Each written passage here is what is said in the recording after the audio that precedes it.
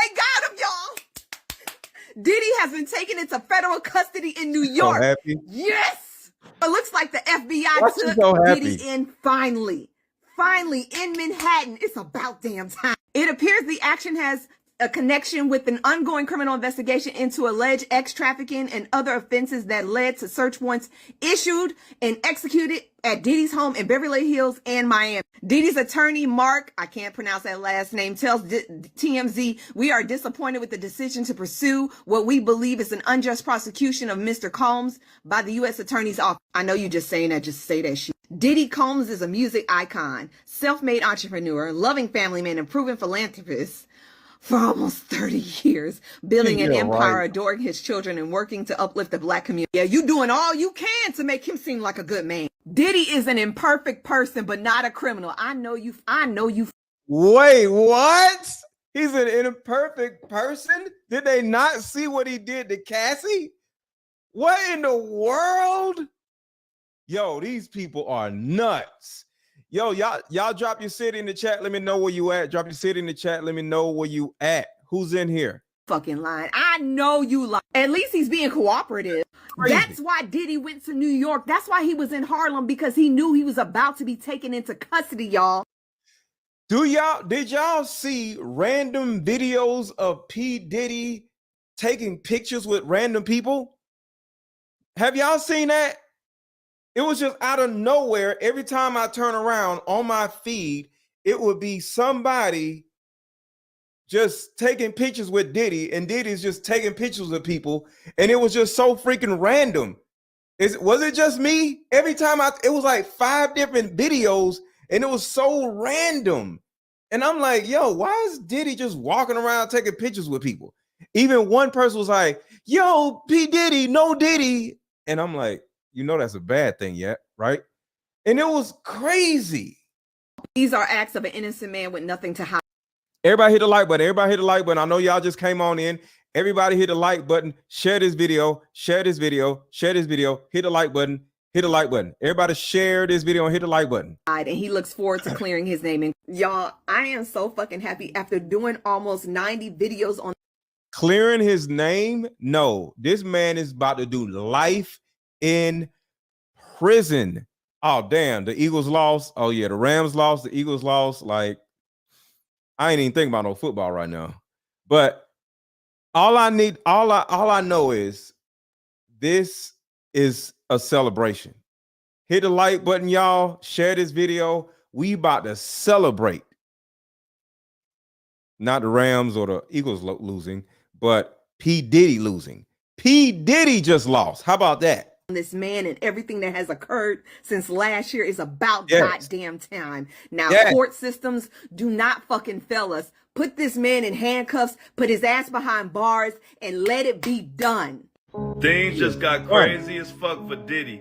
They just took him into federal custody in Manhattan. Get him out of here. Wait till y'all hear what Diddy's lawyer said. He knows it's over. And I like it. And I got more and more and more like current information, because you're just hearing about this. I got current information being sent to my computer right now as we speak. Of course, they have took him in for the sex trafficking and other offenses that they have. Now, as you know, Diddy has been trying to sell his house. They say he needed money. Think the heat was coming, and he's been trying to pay for stuff, but the money ain't. Hit the like button, y'all. Hit the like button. Hit the like button. Hit the like button. I appreciate y'all being here. I don't want to be yelling at y'all, but hit the like button. Ain't been coming in fast enough. So it appears now the lawyer is almost begging for public sympathy. Diddy's begging, and he's in custody. Many are saying that it's actually are speculating whether it's arrested. To me, federal custody is federal custody. Let me tell y'all something. The feds have been waiting to do this. So let me add some clarity to him getting arrested. They already planned on arresting him. Some of y'all may wonder, why didn't P. Diddy just leave the country a long time ago? Why didn't he just go to Bali? Well, he can't go anywhere. they had an agreement that you stay in the country. Don't you dare imagine trying to flee to another country, because you will be immediately extradited back here. Stay here and we'll figure all of this out. If you want a fair trial, do not leave the country. So for anybody wondering why didn't he leave the country, because there was an agreement for him not to leave the country in order for him to get a fair trial. And the reason why, in my opinion, he has been spotted in Manhattan and just walking around randomly taking pictures with people is because P. Diddy knew today he was going to get locked up. And the feds do not just lock people up for no reason. These are the feds. This is a federal indictment. So him going to jail means he's staying in jail. He's about to do life in prison. Of course, you know, he has to be tried and all that other stuff, but it is over for Diddy. Let's see. We got San Diego, Milwaukee, Philly, El Dorado, Arkansas, DMV, Toronto, Canada, New York City. Drop your city in the chat. Let me shout you out. Drop your city in the chat. Let me shout you out. Upstate New York, Philly gang, Helen from Chicago, East Texas, Philly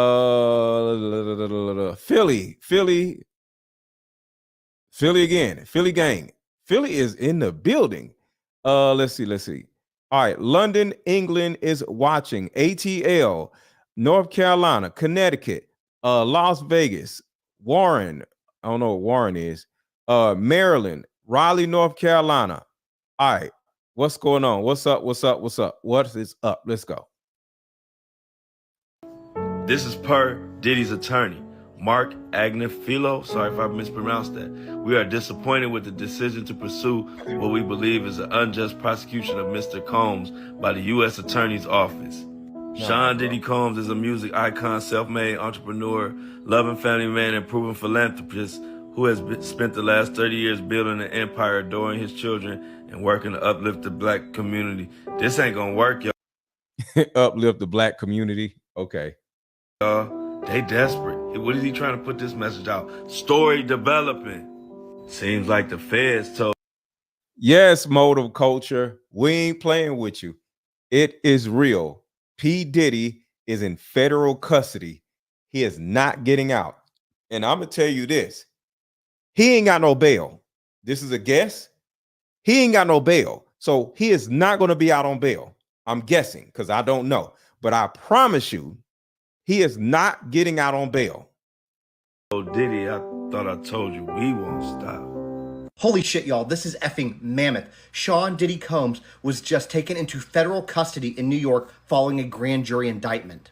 Now, what we do know is that he was taken to the FBI field office in Manhattan, and that this is in connection to the criminal. Shout out to you, Preston Gore. Shout out to you. Welcome.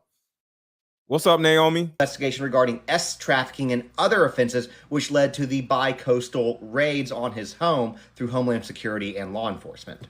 Now, here are the things that are really important to know about this. This indictment is coming out of the Southern District Court of New York.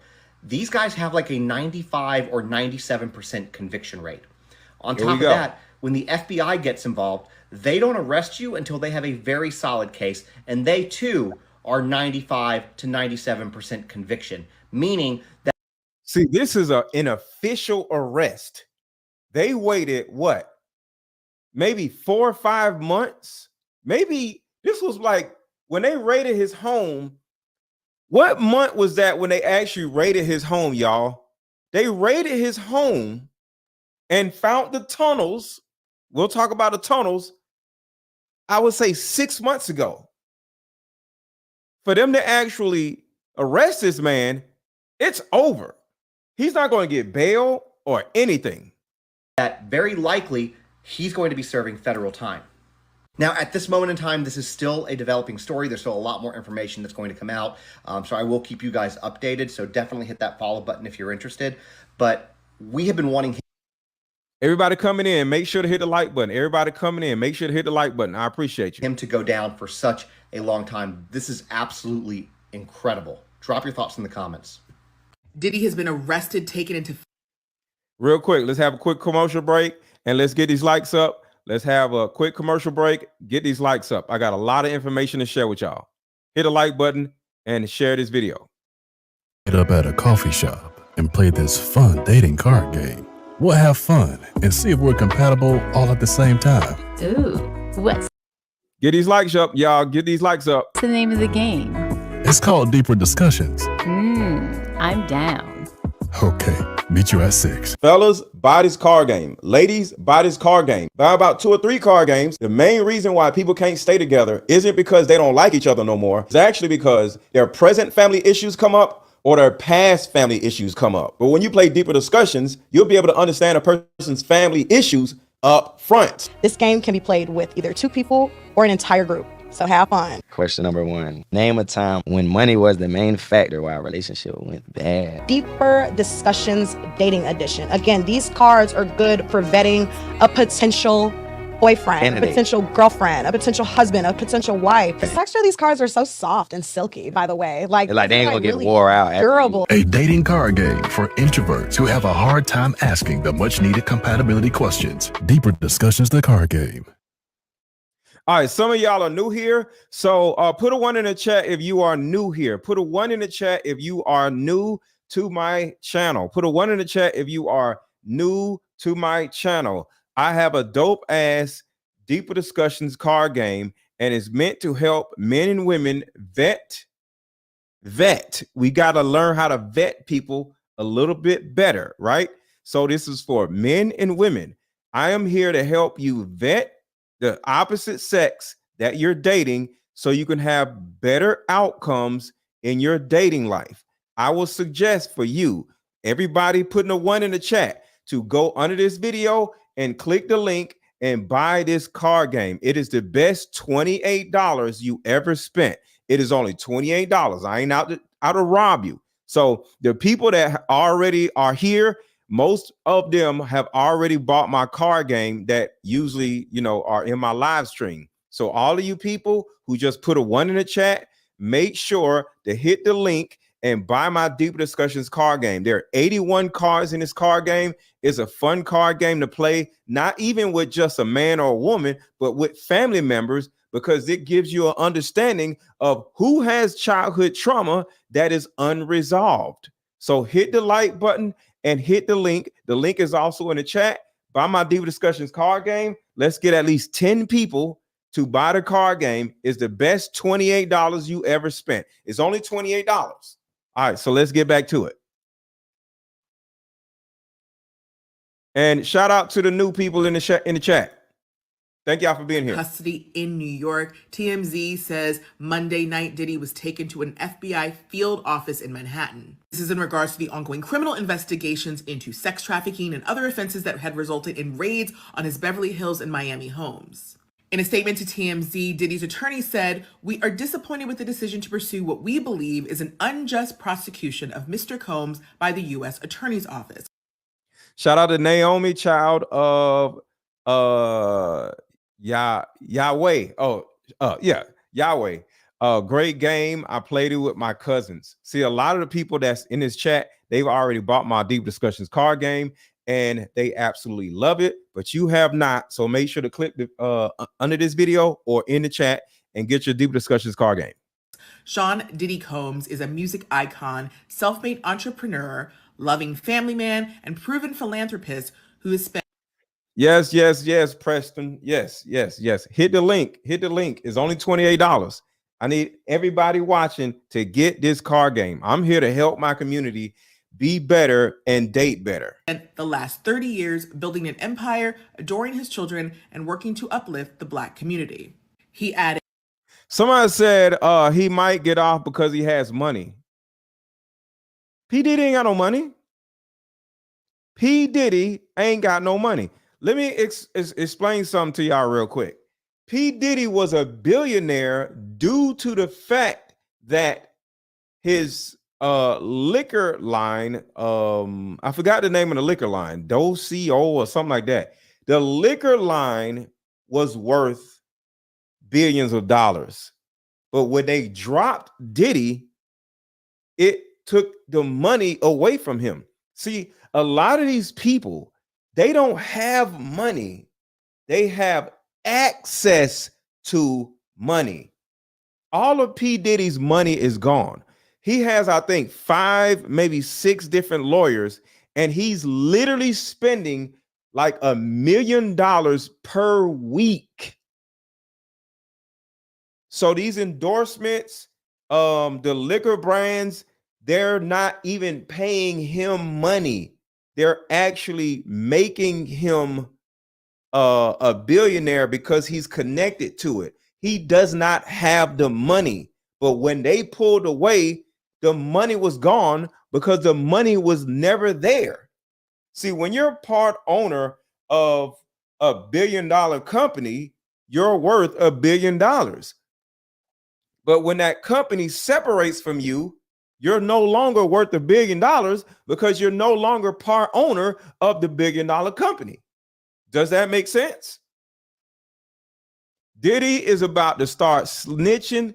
Facts, Lex, I agree. Jay-Z possibly is next.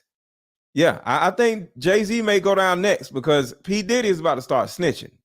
He is an imperfect person, but he's not criminal. To his credit, Mr. Combs has been nothing but cooperative with his investigation, and he voluntarily relocated. P. Diddy has been cooperative. He has been cooperative. I'm not going to lie. Located to New York last week in anticipation of these charges. Please reserve your judgment until you have all the facts. These are the acts of an innocent man with nothing to hide, and he looks forward to clearing his name in court. Well, it's about time. Diddy was just arrested. So according to TMZ, Diddy was arrested and taken to federal custody in New York Monday night. Sources tell the outlet Homeland Security swooped into a Midtown hotel late Monday where Diddy was staying and they arrested him. I literally just saw. And I think all of that was planned. I think he was just chilling in a hotel, just waiting on them to arrest him because, like I said, he was just hanging around New York, just taking pictures with people like it was a normal thing. Footage of Diddy taking photos with fans with his children in Harlem. They said we have unconfirmed reports that feds are searching his hotel room. TMZ continues that they're told that Diddy was taken to the FBI field office in Manhattan. It appears the action was taken in connection with the ongoing criminal investigation in the alleged trafficking and other offenses that led to search warrants of his New York home, LA home, and Miami home. According to Diddy's attorney, he tells TMZ, "We're disappointed with the decision." All right, Preston says all this money and resources for what? Just to lose it all. See, let me explain something about money, and then we're going to get back into these videos because this is very important. Money does not exactly exist, especially when you are a billionaire, especially when you're black. Do y'all remember what happened to Kanye West? He lost billions of dollars in one weekend because he did not have the money. He just had access to money. It's like having a rich uncle. And because you have a rich uncle, you are rich. That's kind of like how money works in a lot of these cases. So since I have a rich uncle and he has a yacht and he has all this money and I got keys to the house and keys to the cars or whatever, I'm rich. And I'm in the will. I'm rich because when my rich uncle dies, I get all the money. But guess what? What if my rich uncle takes me off the will? I'm no longer rich. If my rich uncle stops dealing with me, I'm no longer rich. If the rich uncle takes all the keys to all these different things that I had access to, guess what? I'm no longer rich. And that is how a lot of these billionaires and millionaires operate. They don't have the money. Jay-Z actually has the money, but P. Diddy, Kanye West, they don't have all this money that everybody thinks they have. They just have access to resources, and all the resources have to do is stop dealing with you and you are officially broke. And that is how all of this works. decision to pursue what we believe is an unjust prosecution of Mr. Combs by the U.S. Attorney's Office. Sean Diddy Combs is a music icon, self-made entrepreneur, loving family man, and proven philanthropist who we saw on CNN in their exclusive video beating Cassie in a hotel hallway. And let's back up and get into this and find out exactly what is in the background of all of this and why he's going to prison for life. Hit the like button, y'all. It is time. Hit the like button, y'all. Hit the like button. Hit the like button. Hit the like button. Hit the like button. Who has not hit the like button already? Hit the like button, please. And of course, buy my Deeper Discussions card game. The link is in the chat. The link is under this video. The link is everywhere. For a Diddy deep dive. Yes, a deep dive. Now, a lot of people have been talking about what's going on with Diddy right now, but no one is talking about his life, how he grew up, and how he got to this point. Now, at the age of 3, Diddy lost his father, Melvin Combs. And if you don't know who Melvin Combs is, let me let you in. Melvin was an UGG dealer, and he ran for this man, the one and only Frank Lucas. And if you don't know who Frank Lucas is, baby, you need to go and watch American Gangster, because he... So this shows you right here that P. Diddy had some very, I would say, traumatizing parents. Not only was his father Frank Lucas's right-hand man, but his mother, we'll talk about the mother in a second, he did not play. And just a little synopsis on Frank Lucas. This man figured out how to move weight from Vietnam all the way to New York, okay, in coffins, all right? He wasn't nothing to play with. He could literally take you out in the middle of the street and no one would blink. Now, sadly enough, Melvin lost his life during a UGG deal, okay? Someone thought he was an informant and took him out. I think around 12 years old, Janice Combs moved Puffy out of the hood, took him out of Harlem and moved him to Mount Vernon. And Diddy said it was different. He had grass, he had trees, he was playing on teams in Mount Vernon. But when you got to Harlem, everybody knew him by his last name. He even had a conversation about his dad with Frank Lucas. Now, Diddy was also quoted stating that he felt like he had the hustler mentality of his father, and he also had his spirit. And I don't know if that was a good thing, because now Diddy has put himself in a position where he is just like his dad. He's a wannabe gangster. He's got people moving weight for him. Sorry, allegedly. You even got people like Kanye West and his bodyguard who's known him for years. I'm sorry, former bodyguard, stating that Diddy could be an informant for the feds. Now, this is just my opinion. I feel like Diddy didn't know his father well enough, so he started imitating his ass. And it just got bigger than what it should be. He took that hustler mentality and the spirit of his father and went too far. I hate to say it, but like father, like son, I just hope he doesn't end up in the same place for the sake of his children. But what do y'all think? Hey peoples, here are your Diddy updates from the last 12 hours. Let's get into it. So I know we all thought Joe Budden was a punk and he wasn't going to say nothing about Diddy, but that's wrong. He made it very clear that if Homeland Security comes to your house, you did something wrong. And the silence from all these elite celebrities, both actors and actresses, is very deafening, especially since a lot of them were at parties with Diddy in the last couple of weeks.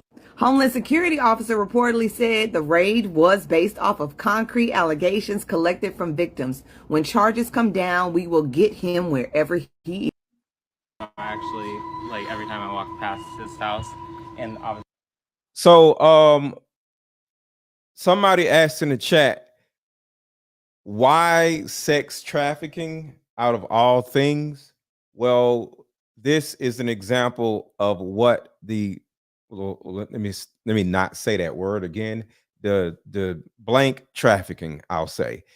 This is actually the background on why Diddy is going to go to prison forever. Because some of y'all may not realize why Diddy is in so much trouble. So I'm about to show you to the new people. Some of the other people, y'all seen this already. But the main reason why P. Diddy is about to do life in prison, and it took them this long to arrest him, is because of this particular thing here. Hit the like button to the new people. Thank y'all for watching. Make sure to hit the like button as y'all come in. Watch this right here, because some of y'all didn't see this. Psychic medium, so I actually, like every time I walk past his house, and obviously the Playboy Mansion's right there, and we know about the tunnels that connect from the Playboy Mansion to here. I'm sure they connect. So the reason why P. Diddy is in so much trouble, because it wasn't this has nothing to do with Cassie. I want to say this again. This has nothing to do with Cassie. This has nothing to do with Cassie. Cassie Ventura, that was a lawsuit. This ain't got nothing to do with Cassie. This has something to do with underground tunnels and busloads of underage girls. And I'm about to show you exactly what is happening that some of y'all did not know. So right here, the Playboy Mansion, where P. Diddy was, he was like, I think 4 houses away from the Playboy Mansion, right? He purchased this house near the Playboy Mansion, and watch what happens next. They had tunnels under the Playboy Mansion, and I have proof. All right, he bought Jack, I believe he bought Jack Nicholson's house.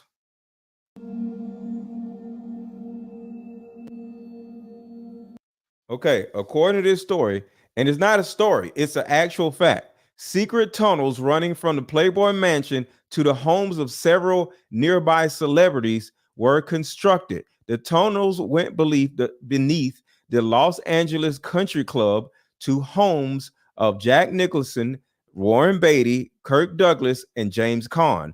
And as far as I know, P. Diddy bought Jack Nicholson's house, and it was a reason why he bought that house.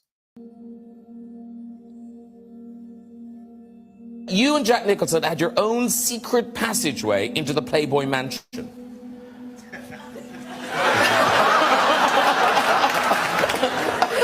No. Is that true? Well, I think the story. Hit the like button, y'all. Hit the like button. Hit the like button. Hit the like button. Hit the like button. So some of y'all have not hit the like button yet, and that's okay. Y'all just coming in, just looking around. Hit the like button, and I appreciate it. Was printed that there was a tunnel. Playboy.com staff members released some blueprints that they found a few years ago that show underneath the Playboy Mansion is a series of tunnels that were constructed to link Hugh Hefner's world-famous domicile to the homes of Jack Nicholson, James Caan, Kirk Douglas, and Warren Beatty. The blueprints, which show that the construction project was built in the 70s and 80s, were discovered in the Playboy archives by staff writers looking for a juicy story. Now dig this, a photo from the late Staff members released some blueprints that they found a few years ago that show underneath the Playboy Mansion is a series of tunnels that were constructed to link Hugh Hefner's world-famous domicile to the homes of Jack Nicholson, James Caan, Kirk Douglas, and Warren Beatty. The blueprints, which show that the construction project was built in the 70s and 80s, were discovered in the Playboy archives by staff writers looking for a juicy story. Now dig this, a photo from the late 70s allegedly showing an excavation in progress beneath the mansion. And this one shows the newly discovered tunnel plans. Check out the bunny logo on the plywood wall. So check this out right here. This right here was P. Diddy's home. Is P. Diddy's home. The house that they raided 6 months ago, right? As you can see, I got all the schematics. As you can see, let me back it up a little bit. So you walk through this tunnel and you can go. The blueprints which show that. So right here, you have the stairway going down all the way down underground. And now you can just walk through the tunnels. All right. In progress beneath the mansion. And this one shows the newly discovered tunnel plans. Check out the bunny logo on the plywood wall. The second time I met Oprah was at the Playboy Mansion. There's tunnels. You heard her just say Oprah, right? She just said she met Oprah going through the tunnels. What's up, sunshine, sunset? You don't copyright strike. You're gonna hold on. Don't own the right. I'm good. I'm good. Sunshine, sunset. I got you. Excavation in progress beneath the mansion. And this one shows the newly discovered tunnel plans. Check out the bunny logo on the plywood wall. The second time I met Oprah was at the Playboy Mansion. There's tunnels under. So right here, this is the actual schematic of the tunnels. All right. Nobody else has this. All right. Everybody hit the like button. Everybody hit the like button. Everybody hit the like button. What's up, Athena? Okay. So as you can see, you have one house right here, and the tunnel is deep underground, and overground is a golf course, right? So check this out. Everybody hit the like button. Everybody hit the like button. Okay, so this is the other side right here. All right. So on this side is the Playboy Mansion.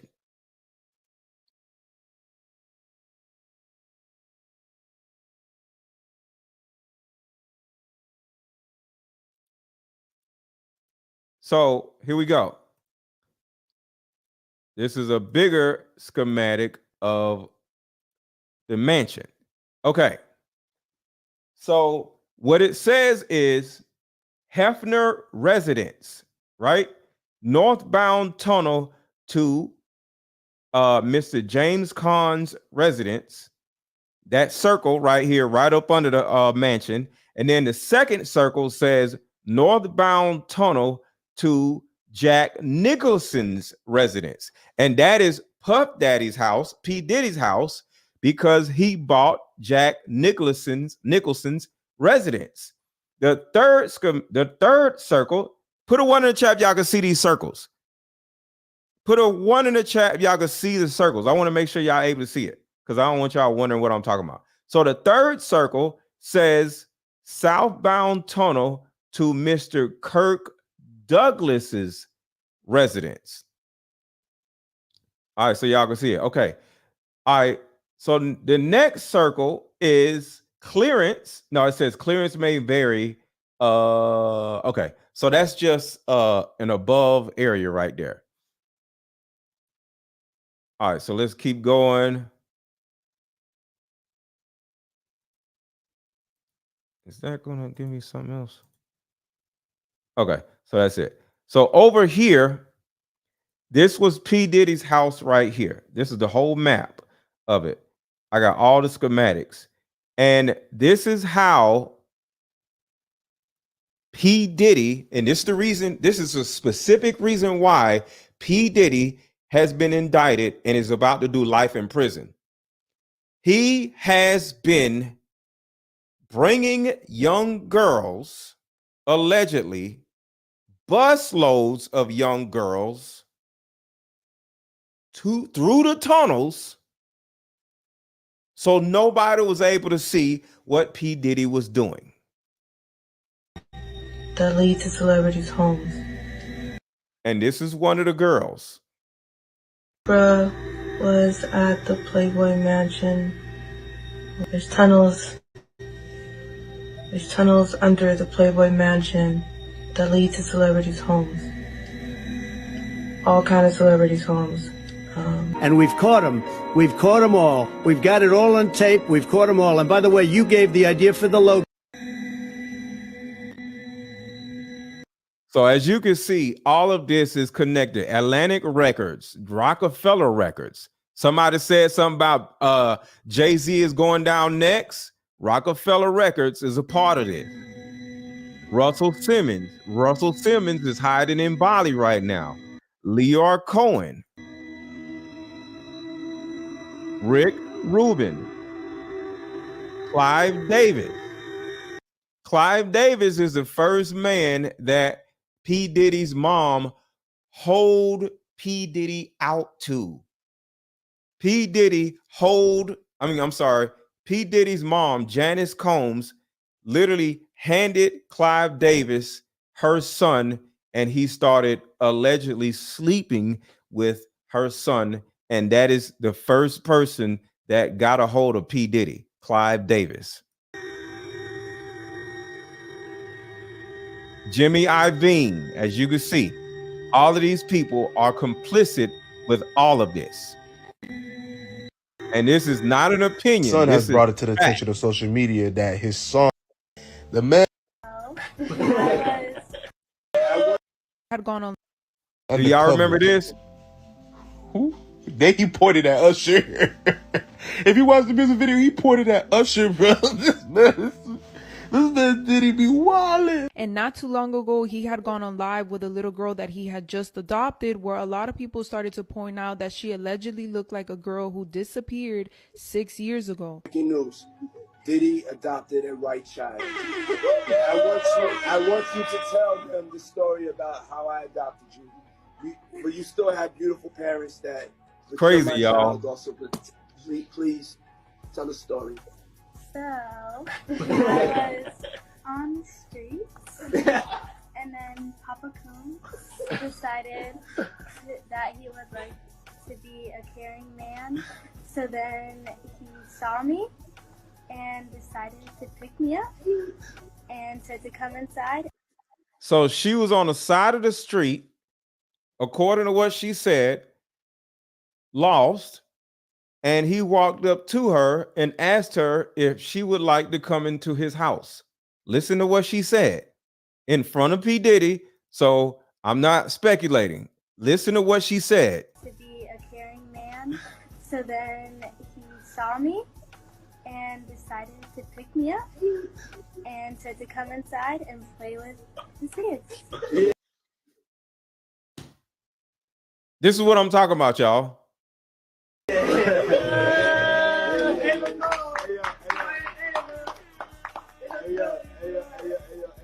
That's like a little bit like borderline suspect. I don't want nobody. We want to get it clear. You are a suspect. Sir, you are the suspect. I adopted you like Madonna adopted kids and everybody else adopted kids. Charlize Theron, everybody that's ever adopted Sandra Bullock. I adopted you because I felt that you could, enjoy also having a... Diddy is not praying to the right. Bruh, this is nuts. This is absolutely nuts. Hold on a second. All right, we got one more minute. New information is coming to my phone. Where's that video? Hold on a second. They got him, y'all. Diddy has been taken into federal custody in New York. Yes. It looks like the FBI took Diddy in finally. Finally in Manhattan. It's about damn time. It appears the action has a connection with an ongoing criminal investigation into alleged trafficking and other offenses that led to search warrants issued and executed at Diddy's home in Beverly Hills and Miami. Diddy's attorney, Mark, I can't pronounce that last name, tells TMZ, "We are disappointed with the decision to pursue what we believe is an unjust prosecution of Mr. Combs by the U.S. Attorney's Office." I know you just saying that, just say that shit. Diddy Combs is a music icon, self-made entrepreneur, loving family man, and proven philanthropist. For almost 30 years, building an empire, adoring his children, and working to uplift the Black community. Yeah, you doing all you can to make him seem like a good man. Diddy is an imperfect person, but not a criminal. I know you fucking lying. I know you lying. At least he's being cooperative. That's why Diddy went to New York. That's why he was in Harlem, because he knew he was about to be taken into custody, y'all. These are acts of an innocent man with nothing to hide, and he looks forward to clearing his name. And y'all, I am so fucking happy after doing almost 90 videos on this man and everything that has occurred since last year is about. Yo, put a 1 in the chat if you're happy that this finally happened. Put a 1 in the chat if you're happy that this is finally happening. Put a 1 in the chat if you are happy that this evil, disgusting person is finally behind bars. Put a 1 in the chat if you're happy. Goddamn time. Now, court systems do not fucking fail us. Put this man in handcuffs, put his ass behind bars, and let it be done. Things just got crazy as fuck for Diddy. They just took him into federal custody in Manhattan. Y'all, wait till y'all hear what Diddy's lawyer said. Which led to the bi-coastal raids on his home, custody in New York following Story developing. Seems like the feds told Diddy, I thought I told you we won't stop. Holy shit, y'all, this is effing mammoth. Sean Diddy Combs was just taken into federal custody in New York following a grand jury indictment. Now, what we do know is that he was taken to the FBI field office in Manhattan, and that this is in connection to the criminal investigation regarding trafficking and other offenses, which led to the bi-coastal raids on his home through Homeland Security and law enforcement. Now, here are the things that are really important to know about this. This indictment is coming out of the Southern District Court of New York. These guys have like a 95 or 97% conviction rate.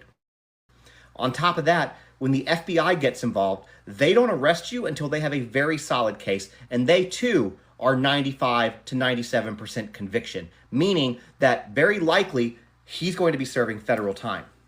Now, at this moment in time, this is still a developing story. There's still a lot more information that's going to come out. Details in regard to the federal arrest. All right, so this is a little bit more recent information right here. This just got sent to my phone. This is more recent information right here. Hit the like button, hit the like button, hit the like button. Is y'all hitting the like button? Make sure y'all hit the like button. So we have some more details in regard to the federal arrest of Sean Diddy Combs. Now, the first thing I'm going to share with you is that he was arrested in the lobby of a Manhattan hotel, and I'll get to why he was in New York shortly. Now, as of August 2024, there are 9 SA lawsuits against him. And while we don't know the exact reason why he was picked up tonight by the FBI, there is big speculation as to why, and 2 of these cases could be the reason. Now, the first of those lawsuits was filed by a woman by the name of Liza Gardner, who filed the suit in November of 2023, and she basically alleges that Diddy and Aaron Hall AR'd her while she was only 16 years old. The next case is by somebody who goes by the name of Jane Doe, who says that she was 17 at the time she was AR'd by Diddy, and that basically what he did is he got her drunk and got her on illicit substances and then gang AR'd her while she was still in the 11th grade. So as to why Diddy was in New York. Whoa! Y'all heard that? Oh, crap. The plot. Let me back this up a little bit. Did y'all hear that? Hit the like button, hit the like button, hit the like button. Is that Diddy and Aaron Hall AR'd her while she was only 16 years old. The next case is by somebody who goes by the name of Jane Doe, who says that she was 17 at the time she was AR'd by Diddy. And see, do y'all see that this has nothing to do with Cassie? This is a whole lot. Yo, a lot of these famous men, I don't know why they like 16-year-olds. I don't understand. You get a lot of money, you start going. I don't understand why. Andrew Tate and Tristan Tate are about to go to prison for the exact same thing. I don't understand why. Basically what he did is he got her drunk and got her on illicit substances and then gang AR'd her while she was still in the 11th grade. So as to why Diddy was in New York, you can pause to read the entire statement from his attorneys, but basically he relocated to New York City within the last week in anticipation of these charges, but goes on to claim that Diddy is completely innocent, and they look forward to clearing his name. Then the U.S. Attorney's Office made this statement basically saying that he was arrested based on a sealed indictment, and they expect to unseal it in the morning. So when that happens, I will definitely be back on with updates, so make sure to hit that follow button. And if you see the things live, it means that we are talking about this, so jump in and join the conversation. We do have breaking news this evening. Music mogul Sean Diddy Combs has been arrested in Manhattan after a grand jury indicted him. Multiple sources are telling ABC News. We're told that federal agents with Homeland Security took him into custody. The singer and producer has been facing scrutiny since his former girlfriend, Cassie Ventura, accused him of sex trafficking and years of abuse in a 2023 lawsuit. Most recently, he was accused of years of psychological and physical abuse in a lawsuit filed by singer Don Richard just last week. Diddy's lawyer released a statement saying, in part, "We are disappointed with the decision to pursue what we believe lawsuits." Diddy has denied wrongdoing, and his legal team.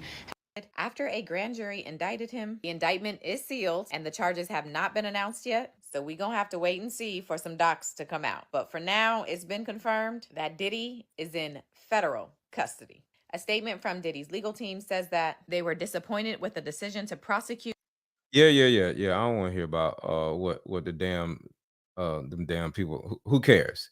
All right, let's go back to the actual proof, because that's the thing that I'm focused on. Hold on. There's another video I want to show y'all. Where is it? Where is it? It is right here. Hold on 1 second, y'all. All right. Y'all check this out. Hit the like button, y'all. Hit the like button. So right here, I'm put this on the big screen. Right here is all of Diddy's accomplices. At the top, there is Lucian Grange, Ethiopia, Sean Combs, Christina, whatever her name is, son Justin Combs. And at the bottom, Young Miami, she's still dealing with P. Diddy to this day. So all of these people are the ones that are connected to Diddy that was helping him bring young girls into the fray. Years about Diddy and his mom's strange dynamic, with some sources even alleging that Janice helped orchestrate those FO sessions. Not only that. So let's do this. Let's do this. Before we get to that, I want to play this part, and then I'm going to play this part. So we're going to talk about P. Diddy's mother, and then we're going to talk about P. Diddy's father. Listen to this. It is time for a Diddy deep dive. Yes, a deep dive. Now, a lot of people have been talking about what's going on with.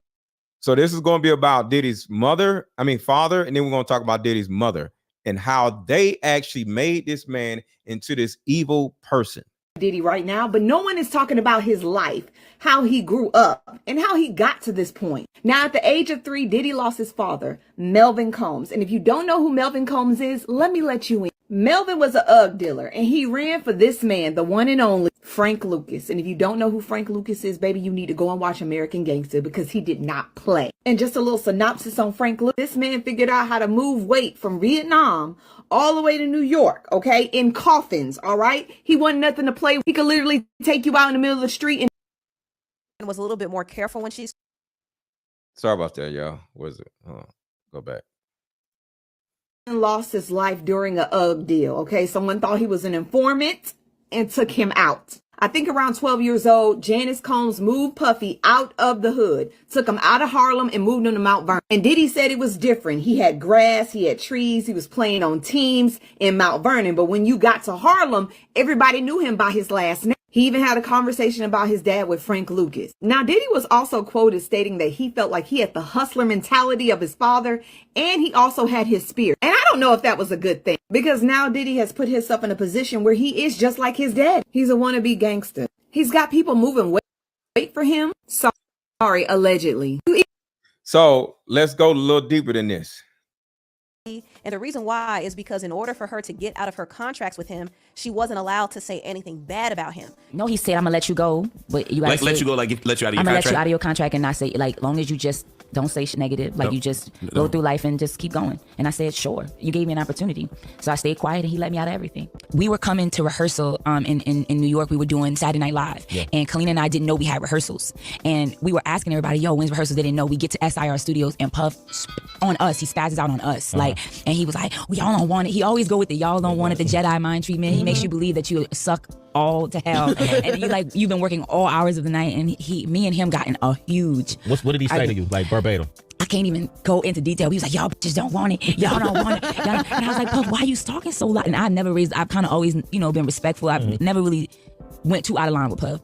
I threw my purse down. I was like, well, you want to go? We can go. There was this chess battle that happened between him, and I think everybody's eyes was like, Dawn. Now, I brought this clip up because it's actually relevant to this lawsuit. Because in the lawsuit, Dawn said that Diddy would constantly berate her and her bandmates and Yeah. Clive Davis is the person that actually turned Diddy out.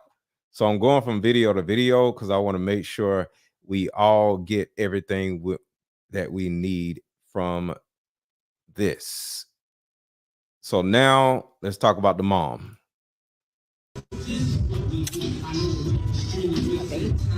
That's my hero right there, man. Like your mom.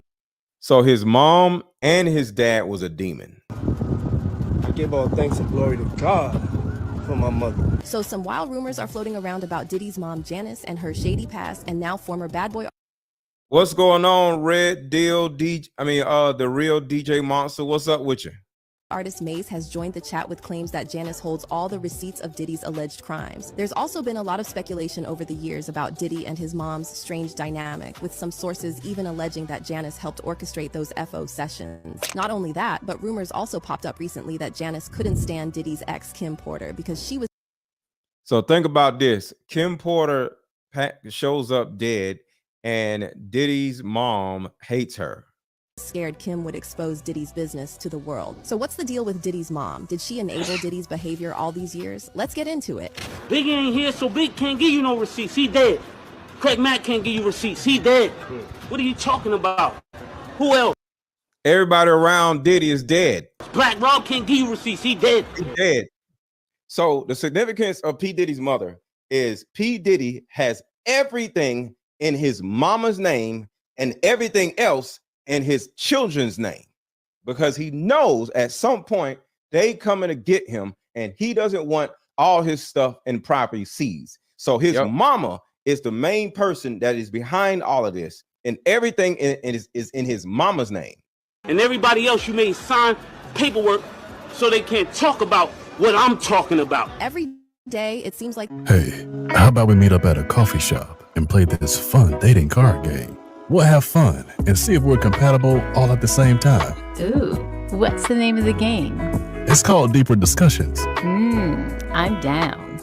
Okay, meet you at 6. Fellas, buy this card game. Ladies, buy this card game. Buy about 2 or 3 card games. The main reason why people can't stay together isn't because they don't like each other no more. It's actually because their present family issues come up or their past family issues come up. But when you play Deeper Discussions, you'll be able to understand a person's family issues up front. This game can be played with either 2 people or an entire group. So have fun. Deeper Discussions Dating Edition. Again, these cards are good for vetting a potential boyfriend, a potential girlfriend, a potential husband, a potential wife. The texture of these cards are so soft and silky, by the way. Like they ain't gonna get really wore out. Durable. A dating card game for introverts who have a hard time asking the much needed compatibility questions. Deeper Discussions, the card game. There's a fresh batch of disturbing accusations surfacing against Diddy. And at this point, people are wondering, how did Diddy...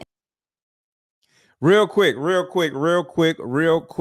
There's a link that I'm dropping in the chat right now. I need everybody just to simply click the link. Everybody just click the link and go to the link. I just want y'all to see something real quick. This is what you guys are going to see. I have 2 card games one card game that just came out, which is my mother-daughter card game, and my Deeper Discussions card game, and also my book. Support the channel either through buying one of my products or Super Chat or Cash App. Some of y'all have no idea about my Deeper Discussions card game. It will change your whole life. Just click the link. That's all I ask y'all to do, and see if it's something on the website that you like. Click the link that is in the chat and see if it's something that interests you and purchase it. All right, let's get back to the video. a mess. Like, was he just wired this way, or did something happen to him that turned him into this real-life boogeyman of hip-hop? Well, many are pointing fingers at Diddy's mother, Janice, suggesting that she might have played a role in enabling Diddy's alleged crimes. There's even talk swirling around that Janice was so fixated on Diddy becoming a mogul that she turned a blind eye when things got rough, even when he laid hands on her. But let's rewind a bit for some context. Diddy was born on November 4th, 1969 in Harlem, New York, to Janice and What's going on, Wild Wayne? Shout out to you. Thank you. Melvin Combs. Janice shortly worked as a model before becoming a teacher's assistant, or at least. All right, so you hear this, right? This is where it gets crazy. Watch what this woman says. She started working as a model, and you're able to see how little P. Diddy was. Let's back up. Look how little P. Diddy was. P. Diddy was a child when all this was going on. Diddy has been able to get away with all of these heinous things, all these people dying for over 10 years. In my opinion, and I may be wrong, I think P. Diddy orchestrated Tupac's death, but I don't have no evidence, so don't try to sue me because I don't know nothing. That's just my opinion. But Diddy has been able to get away with all these things for decades because of this.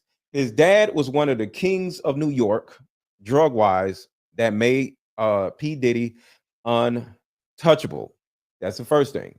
Two, his dad started working with the federal government before he was killed, which makes him even more powerful. Well, his wife, P. Diddy's mama and P. Diddy, even more powerful. Now you got the streets, and now you also got the feds and the police force.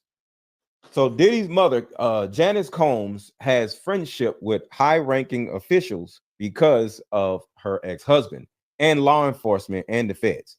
Three, his mom raised him to be just like his father, just like in this situation on The Wire. Man, and he gonna walk out one, but you out here wearing his name, acting a bitch. So P. Diddy had to deal with that growing up.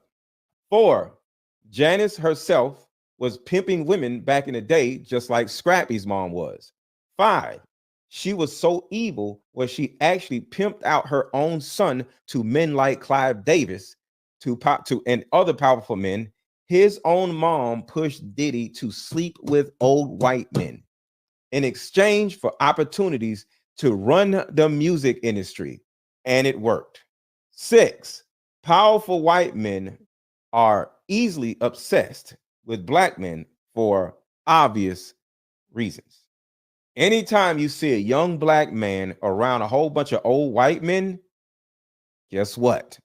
Those men are being played with by the white men. And I'm just going to put that out there because I believe that to be 1000% true. I don't care if it's Meek Mill, P. Diddy, any of these damn dudes. French Montana, they're allegedly getting their butts played with by these white men. So, number 7. So his mother is the diabolical person behind all of this. When you look at any evil sexual deviant like Lil Baby, also Lil Baby is a possibility. He's doing the same thing. I'm sorry.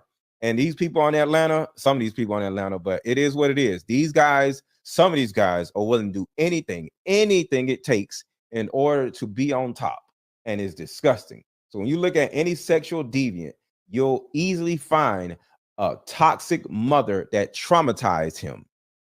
Straight up. These young men are getting traumatized by their mothers. Like I said, with this young man. Bro, I'm 26. My mom kept me away from my dad for 26 years. You know what kept me away from him? My mom told me that my dad said I was a mistake and kept me. That young man right there is doing 20-some years in prison right now because his mother made him a sexual deviant. Tupac, Biggie, Craig Mack, Kim Porter, another example. All these people are literally dead, and each death, all of them have been surrounded by P. Diddy. Well, the reason why we're about to talk about is P. Diddy's mother, Janice Combs, is literally the mastermind, the diabolical mastermind behind P. Diddy and all of the things that P. Diddy did. So everybody hit the like button. Everybody hit the like button because I got some things that nobody wants to talk about. The reason why P. Diddy is the way he is. Diddy was born. You see that, right? On November 4th, 1969, in Harlem, New York, to Janice and Melvin Combs. Janice shortly worked as a model before becoming a teacher's. All right, you see that right there, right? You see how little P. Diddy was. Yes, that is the dude from Superfly. Yes, he is now doing 20 years in prison. Yes, he came to me like when he was in the middle of all this stuff, and he wanted my help, but I couldn't help him. It was too late. But his parents literally made that young boy a sexual deviant where he grew up and doing all these heinous things to all these young women, just like P. Diddy. So that's the thing that we have to pay attention to. How did these people become these sexual deviants? Why do they have this weird love for young women? Like, why can't, if they got money, why they can't just get a girlfriend or get 2 girlfriends or get 3 girlfriends and then just be happy? It's because of what happened to them in their childhood. These men are sexual deviants because of their mothers. A lot of this crazy stuff was going on when P. Diddy was a child. We got to talk about the origin story behind this man, his mama. So let's go. Hit the like button, y'all. Hit the like button. Facebook, y'all stop hitting the like button, y'all. Come on. Everybody hit the like button. Keep hitting the like button. Keep hitting the like button. Facebook, YouTube, hit the like button. Share this video. We talking about childhood trauma. Assistant, or at least that's what Diddy's Wikipedia page claims. Meanwhile, Diddy's dad Melvin served in the U.S. Air Force and allegedly had ties to the notorious who? Drug lord Frank Lucas. Frank Lucas. The notorious Frank Lucas. P. Diddy was born to be this evil.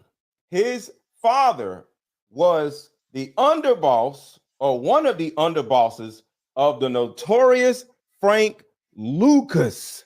This is the reason why P. Diddy never had nobody beat him up. You ain't never heard nobody beat up P. Diddy. Why? If your dad was cool with Frank Lucas, everybody's cool with you. And nobody can mess with P. Diddy, even when he was in school as a child.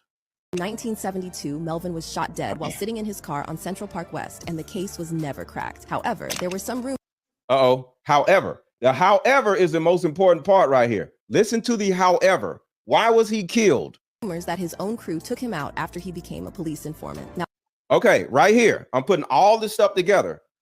He became a police informant. Most big-time drug dealers end up working with the feds. So going back to P. Diddy, why was P. Diddy so untouchable? Now it's two reasons. The first reason is because his dad was a drug lord. The second reason is because his dad had friends in high places. So it's not just his dad being a drug lord. His dad knew federal agents. His dad knew the whole police force.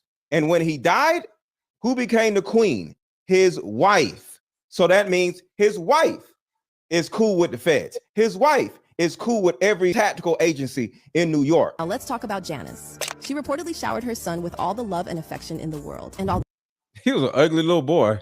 Though Diddy has a sister, Keisha, Janice's focus was on Diddy.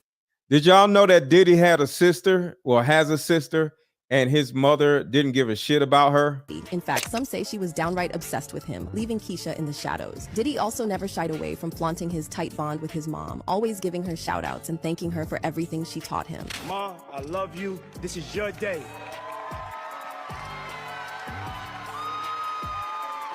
But with all the nasty allegations swirling around Diddy, fans are starting to question what kind of life lessons he picked up from his mom. Well, here's where things get wild. As mentioned earlier, Diddy's wiki page claims that Janice used to work as a model back in the day. But see, there's not a shred of evidence out there proving her modeling gigs. Instead, the grapevine's buzzing that Janice was allegedly organizing fashion shows as a front while behind the scenes. Behind the scenes doing what?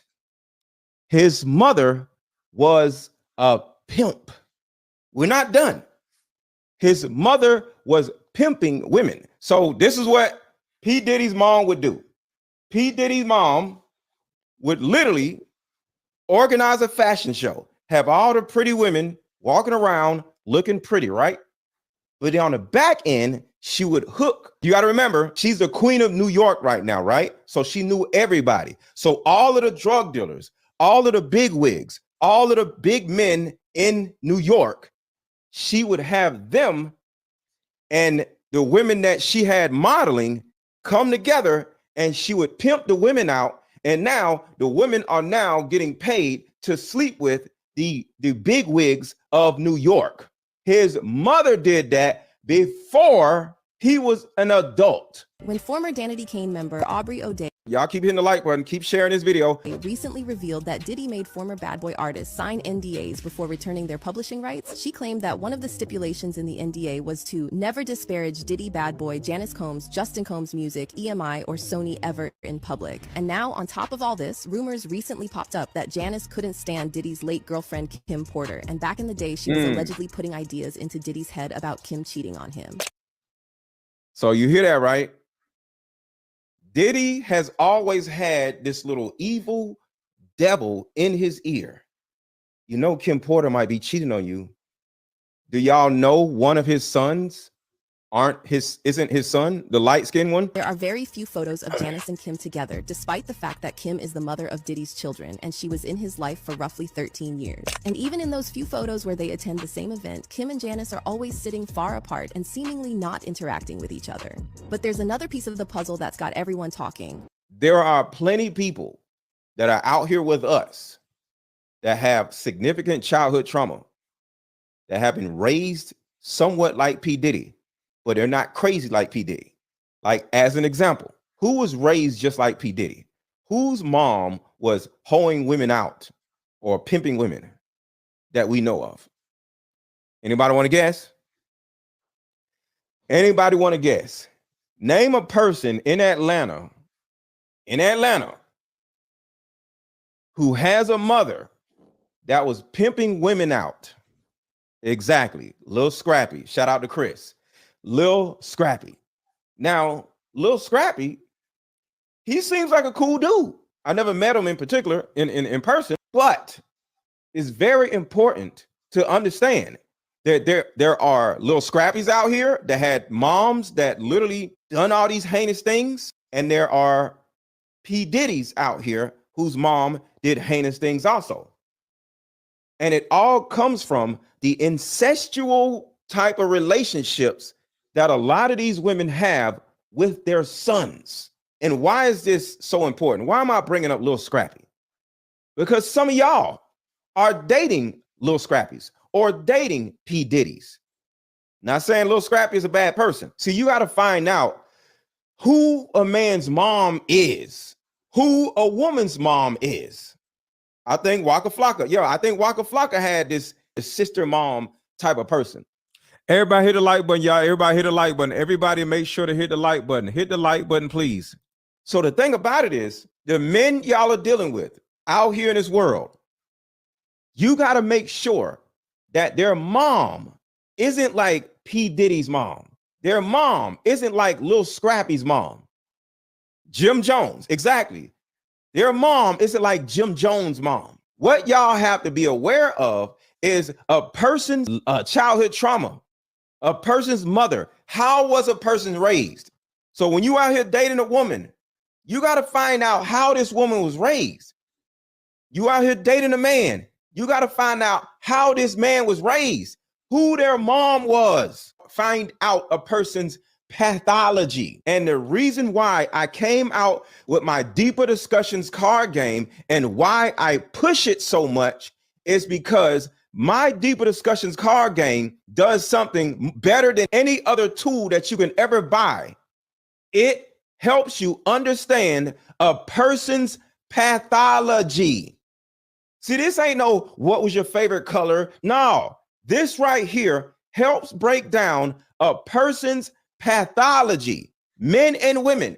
So if you have not bought this card game, but you've seen me market it before, understand it is bigger than a dating card game. The questions in this card game will help you understand a person's childhood trauma. To find out, was the man that you're dating a mama's boy? Is the woman you're dating dealing with an abusive, neglectful mother? If the person had a neglectful mother, an abusive mother, a terrible mother, their mother was a pimp, their mother was a whore, their mother was this, their mother was that, guess what? This card game will help you uncover it. Too many of you are baby daddies and baby mamas with traumatized people, and the second the baby came, either the man went crazy or the woman went crazy. Am I right or wrong? The second the baby came, the man or the woman acted a plumb fool, and you're like, oh my God, who is this person? This is what my Deeper Discussions card game is helping you understand and uncover before the baby comes. With a solution that will help every woman watching, regardless of age, regardless of background. Virtually all of us have somewhat the same issues with the opposite sex. But what if I told you the opposite sex isn't the reason why you're having all these problems? It may be the same sex. What am I talking about? And I'm talking to the ladies in particular, your mother. See, in my 7 years of coaching women, the number one thing that I hear in my coaching sessions is her issue or tumultuous relationship with her mother. So what I've done is come out with a card game that will actually help mothers and daughters come back together. See, we can't expect women to just go out in the world and have these great, amazing relationships with men when she didn't have a great relationship with the person that birthed her. We have to get to the source of a woman's pain, her inadequacies, her insecurities, and heal that little girl inside of her before she goes out in the world as a woman. I call Like Mother, Like Daughter therapy in a box. It's 50 questions for the daughter to ask the mother, questions that you always wanted to ask. And it's also 50 questions for the mother to ask the daughter, because we can't get proper communication being one-sided. But when you're able to ask the questions that you always wanted to ask to your mother without her getting upset, without her pulling rank on you, and then she gets an opportunity to ask certain questions to you, the lines of communication are now open. When women are finally able to forgive their mother, forgive their father, forgive what happened to them, and most importantly, hear her mother's side of the story that she never divulged to you, relationships outside of the household would then blossom. Because for most women, there's a hurt little girl inside of her that never had an opportunity to be seen or heard. And I didn't just create this card game for you. I created this card game for all of us. Because when our women are at their best, we all are at our best. All of the resentment, the lack of being heard, but all that stops when you buy my new Like Mother, Like Daughter card game. Order it now. The link is under this video. Click the link and let's start healing.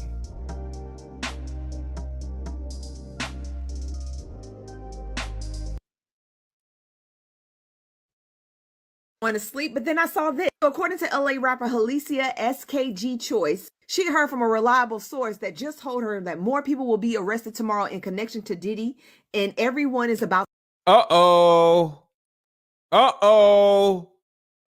A RICO case? I thought I was going to sleep, but then I saw this. According to LA rapper Alicia SKG Choice, she heard from a reliable source that just told her that more people will be arrested tomorrow in connection to Diddy. Tomorrow morning. And everyone is about to be shot about who it is. So I don't know who it is. Also, who y'all think is going to be, y'all? Who do y'all think is going to be? I'm waking up early tomorrow morning to see what's going on, and I'm going live tomorrow morning to find out who is in a RICO case. This is a RICO case, y'all. It ain't just P. Diddy. This is a freaking RICO. Tomorrow in connection to Diddy, and everyone is about to be shot about who it is. So I don't know who it is. Also, Diddy might be charged with the unaliving of Tupac. She says a lot of people owe Suge Knight an apology saying that he got Pac unalive. Now, baby, according to CNN, this is going to be a RICO charge on Diddy, okay? For actual abuse, for trafficking, for pew-pew trafficking, and for party favor trafficking, okay? And with a RICO case, there are more people that are going to come in. Diddy may have been the first, but he's not going to be the last. I am curious to see who else they are about to pick up. I'm trying to go to sleep, but my adrenaline is pumped. So what I would like you guys to do is in the comment section, put who you think is going down with Diddy. When it comes to the Tupac case, I don't know who will go down with him, but we already know who's on trial for it. Dwayne Keith Davis, who named Diddy as the reason why he took Tupac out, allegedly. Diddy wanted Pac gone. He asked Keith D to do it for $1 million, but Keith never got his money. All I know is shit is about to get real. So whoever else is tied to Diddy in any way, form, or fashion, I hope y'all got y'all I's dotted and y'all T's crossed, because it's about to get real in the morning. Allegedly. Sheesh. You know all these things. You're not asking the right questions. You can't ask the right questions because you don't know the right questions. But guess what? Buying my Deeper Discussions card game will help you uncover and find out, are you dating a P. Diddy type of person? Bizarre video that's been making its rounds showing Diddy giving Janice a kiss on the lips. And then when Diddy starts talking about how he and his mom go to strip clubs together, he mentions that Janice can touch the floor with her palms. She can touch the floor with her palms? How do you know that your mother can touch the floor with her palms? He's going to strip. Don't you need to know this stuff? Play the card game with a man and or a woman or just different friends or whatever. You'll find out if his mom touches the floor with her palms. You need to know this stuff about the people that y'all dating. And of course, that particular question ain't in there, but it's a technical question that'll help you deduce if the man or the woman has a crazy, weird mom. But fans also noticed that Janice had white nails in the video. And if you remember, white fingernails. Y'all remember about the white fingernails? White fingernails. His own mama taught him this. See, the thing about it is, regardless of if we're screwed up or if we're normal, to a certain degree, we actually look to reenact the dynamic, the family dynamic, the relationship dynamic that we had when we were children, whether it was screwed up or whether it was healthy. You have a healthy father, you ladies are going to look for a healthy man that reminds you of your father. But if you had a screwed up dynamic and your dad abandoned you, guess what? You're going to try to reenact that dynamic and get with men that don't want you. You're going to be chasing after men left and right. Yo, what is wrong with y'all? Yo.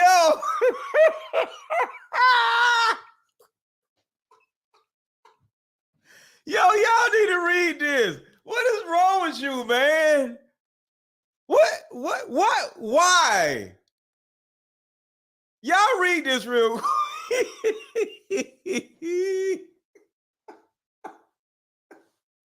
Why y'all like this?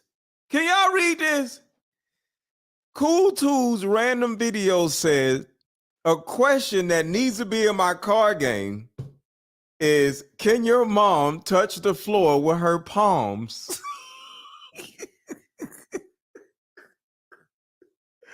No, I don't need to know that. But at the same time, you need to know if the woman you're dating or if the man you're dating, if their mother was a hoe and she was touching the floor with her palms. So it actually does make sense. It makes sense. Golly, man. This shit is funny as hell, though. That don't want you. Why? Because your dad seemed like he didn't want you. It's these dynamics that we got to find out and uncover that the other person that we're dating is trying to reenact and relive. Whoever you're dating, that person sees you as some type of dynamic that they grew up seeing. All this crazy stuff getting choked and all this mess, and by different people, to understand the pathology of the Mercedes. Who worked on the Mercedes? Who cares? Was screaming, but she did end up calling her father because she had her phone. All right, y'all check this out. This is nuts. Y'all check this out. See, other people, they're just going to sit here and tell you the same information over and over again. P. Diddy was arrested. P. Diddy was arrested. Over here, I help you understand why P. Diddy got arrested, what P. Diddy was into, what made P. Diddy start doing things like this. Because there's other P. Diddy's out in the world, not just Sean Combs. And he makes you believe that you suck all to hell, and you've been working all hours of the night, and me and him got in a huge. What did he say to you, like verbatim? I can't even go into detail. He was like, y'all bitches don't want it. Y'all don't want it. And I was like, Puff, why are you talking so loud? And I've kind of always, been respectful. I've never really went too out of line with Puff. I threw my purse down. I was like, well, you want to go? We can go. There was this chess battle that happened between him, and I think everybody's eyes was like, Dawn. Now, I brought this clip up because it's actually relevant to this lawsuit. Because in the lawsuit, Dawn said that Diddy would constantly berate her and her bandmates and call them out their name, call them the B word, talk about their looks. And in this particular instance where Dawn almost got into it with Diddy, he had his bodyguards lock her away in his Bentley for over 2 hours. She had no way to escape. She was screaming, but she did end up calling her father because she had her phone. Her father drove all the way up to New York and demanded she be released. And when he met up with Diddy, he told him that he was going to call the police. And guess what Diddy said? He said, think about your family. Think about your daughter's career. And Dawn was scared. She was fearful for her family's safety. And Diddy told her, don't call your dad unless you're in the hospital. So these were the veiled threats that he would make toward her that would make her fearful. But that was just one of many wild things that Diddy would do. Dawn accused Diddy of depriving her of food and sleep. He would constantly make her work. She had to be at his every beck and call, and she didn't get compensated for any of the work she did for him. It's really sad. And when I think about the whole making the band process, that was really Diddy. So right now I'm showing y'all proof that this man has been a piece of shit for at least the last 50 years. His way of conditioning the girls ahead of time. Well, 30 years. To accept being treated like trash, basically. He programmed the ladies to think that this is what they have to do and this is what they have to endure to get ahead in the industry. And Dawn was one of the many entertainers who fell into this trap. She was tied to Diddy and she had to take everything he threw at her. And things got really intense when she was in Dirty Money. She said Diddy would be high a lot and he would be awake all periods of the night, and he would demand that Dawn and her group partner, Kalina, would come to the recording studio, and they would spend all day in the studio, like sometimes 4 consecutive days without a break to eat. Hold on, somebody's asking about the little girl. This right here. The little girl that he had just adopted, where a lot of people started to point out that she allegedly looked like a girl who disappeared 6 years ago. Breaking news. Diddy adopted a white child. I want you to tell them the story about how I adopted you. But you still have beautiful parents but you're my child also. But please tell the story. So, I was on the streets, and then Papa She was on the streets. decided that he would like to be a caring man. So then he saw me and decided to pick me up. Just walking down the street, and he just picked up a little white girl. And said to come inside and play with his kids.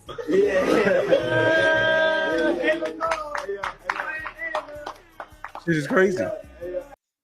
Hey, little girl, you want to just come inside? What kind of shit is that? This is the reason why he is going to do 100 years in prison. It's not about Cassie. It's about this. That's like a little bit like borderline suspect. I don't want nobody. We want to get it clear. I adopted you like Madonna adopted kids and everybody else adopted kids. Charlize Theron. Could be. Ever adopt Sandra Bullock. Could be Sunshine I Sunset. adopted you because I felt that you could, enjoy also having. Diddy is not praying to the right one because, baby, I got a double hitter for you. This is Brandon Paul. Brandon Paul supplying the Diddy. Brandon Paul is one of the people who snitched on P. Diddy also, y'all. Y'all remember the white boy Brandon Paul? You remember he been quiet, right? He's been snitching the whole time. Wow, the feds were raiding Diddy. Remember this Brandon Paul boy? He's been snitching the whole time. He's home. Mr. Brandon Paul was being picked up by Miami-Dade police and Homeland Security. Now we know what all the pacing was for. Everybody kept saying that Diddy wasn't the person they were after. Well, we know who they were looking for. Now, if you go back to the lawyer's names, allegedly, he sold off his shares of Revolt TV. He's left the damn country. This man is ready for a fight, but he gonna lose. Time Don tried to leave, he would say, "Where the F are you? We have an album to make." And he would also make threats like, "I make ends go missing."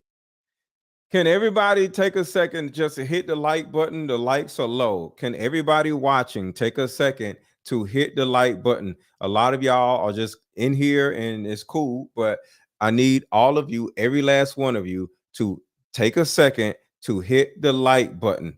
Hit the like button. Hit the like button. I need every last one of you right now to just hit the like button. The likes are free. That's all I need y'all to do. If y'all could do that, please.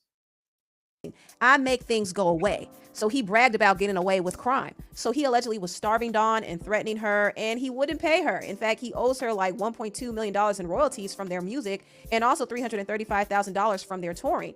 And she was never compensated for promoting the Ciroc or Diddy Beats campaign. Also, Dawn accused Diddy of harassing her and essaying her. She claimed that he told her to strip down to her underwear, and he called her a B word and made some demeaning remarks about her body and said she was ugly and lazy and skinny. And he did this in front of other people like friends and producers and bodyguards. It was embarrassing. She also was aware of the freak off parties that Diddy would hold because he would have these parties while she was in the studio. He would invite. See, this is when it gets ugly. You're trying to work and this man is having orgies right next door to your studio while you trying to work. And you sleepy and you hungry and you thirsty. Men and women to get high and get their freak on. Also, there were times when Diddy would try her. In fact, when she was undressing, Diddy would grope her body without her consent, claiming to show the stylist where he wanted her bra straps, but Dawn thought he was being a creep. He would even be smacking her butt, claiming she was too skinny. I mean, he was just doing a lot of things that made her extremely, extremely uncomfortable. And one time around Christmas, he tried to get her boobs done, and he would grope her without her permission. He said, "You're an A cup, I'm thinking a D." And Dawn was just in shock at his gall. And she actually observed firsthand Diddy mistreat his ex-girlfriend Cassie. Now, Cassie already sued Diddy for his vile mistreatment towards her, and we've seen on camera how he mistreated her, but Dawn said that he was out here putting the paws on Cassie in front of other people. In fact, she recalled witnessing Diddy come to the kitchen, and he was screaming at Cassie, calling her the B word, saying, "B, you never do it right." He pushed her and threw like a hot skillet of eggs at her, and she fell to the ground, and he dragged her upstairs. And Dawn tried to intervene, but her other group member, Kalina, told her, "Don't do it, let's get out of here," because Diddy But they don't get out of there. They stay. is dangerous. And the following day, he called Dawn and Kalina to the recording studio, and he locked them in the room, dimmed the lights, and warned them about speaking on that incident with Cassie. He said, "This is normal. This was just a lover's argument where no one was hurt. This is what love is. I'm giving you an opportunity. If you want to make it, you'll shut your mouth. If you say anything, there will be consequences." He also said people end up missing, which was a threat on their life. Ike and Tina 1000% blue red. Yes. So Dawn stayed quiet, and on multiple occasions she witnessed Diddy just putting the paws on Cassie. Like, man, he didn't even treat her like she was human. It was disgusting the way he treated her. Dawn recalled a time when he knocked Cassie in the stomach at a dinner party. He did this in front of people like Jimmy Iovine, Usher, and Neo. And Cassie was crying and she was in pain, and Diddy's assistant, Capricorn Clark, escorted her out of the restaurant while everybody else continued socializing. Did y'all hear that right? The man punches the girl in the stomach. She's over there crying. He keeps eating. Usher, Neo, everybody else, Jimmy Iovine, continues to eat and ignores the fact that he just punched this girl in the stomach. And then what happens? Capricorn Clark takes her home while everybody else finishes their meal. And acting like nothing happened. And it's just crazy to me because I don't see how a man can witness that and not do anything. But that just comes to show you how much power Diddy had. Like, people were shook of him. I'm pretty sure a lot of people saw how Cassie was treated, but. And just to remind y'all what happens tomorrow, just to remind y'all. Then I saw this. According to just to remind y'all what's about to happen tomorrow. This is a RICO case. Everybody is going down. I thought I was going to sleep, but then I saw this. According to LA rapper Alicia SKG Choice, she heard from a reliable source that just told her that more people will be arrested tomorrow in connection to Diddy, and everyone is about to be shocked about who it is. So I don't know who it is. Also, Diddy might be charged with the unaliving of Tupac.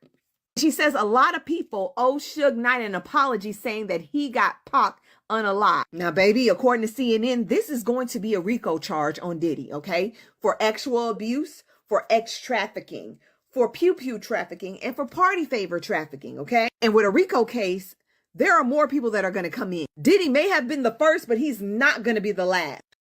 What's up, Kara? I am curious to see who else they are about to pick up. I'm trying to go to sleep, but my adrenaline is pumped. So what I would like you guys to do is in the comment section, put who you think is going down with Diddy. Put in the comment section who you think is going down with Diddy. When it comes to the Tupac case, I don't know who will go down with him, but we already know who's on trial for it. Dwayne Keith Davis, who named Diddy as the reason why he took Tupac out, allegedly. Diddy wanted Pac gone. He asked Keith D to do it for $1 million, but Keith never got his money. All I know is shit is about to get real. So whoever else is tied to Diddy in any way, form, or fashion, I hope y'all got y'all I's dotted and y'all T's crossed, because it's about to get real in the morning. Allegedly. They got him, y'all! Oh, this ain't it. In regard to the federal arrest of Sean Diddy Combs. Now, the first thing I'm going to share with you is that he was arrested in the lobby of a Manhattan hotel, and I'll get to why he was in New York shortly. Now, as of August 2024, there are 9 SA lawsuits against him. And while we don't know the exact reason why he was picked up tonight by the FBI, there is big speculation. Oh, yes. Mayor Adams is definitely going down.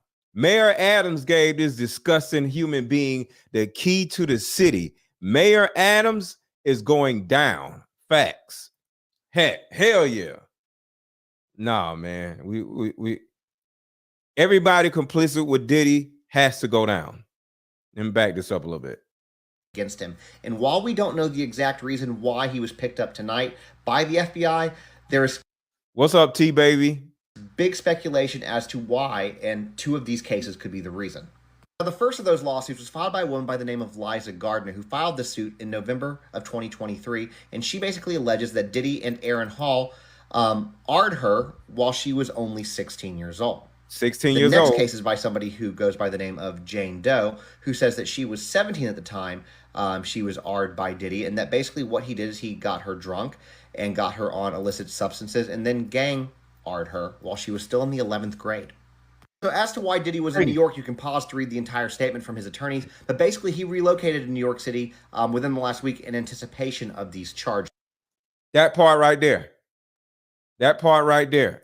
This is the reason why P. Diddy was found just walking around taking pictures with random ass people.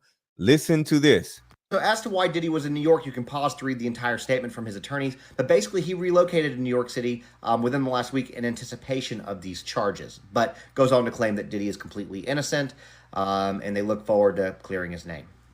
Then the U.S. Attorney's Office made this statement basically saying that he was arrested based on a sealed indictment, and they expect to unseal it in the morning. So when that happens, I will definitely be back on with updates to make sure. So I wanna let y'all hear something. Sean Diddy Combs, as we already know, has been indicted and arrested, facing 100 years with a RICO charge. Sean Combs, the legendary music mogul, was arrested in Manhattan tonight after a grand jury indictment.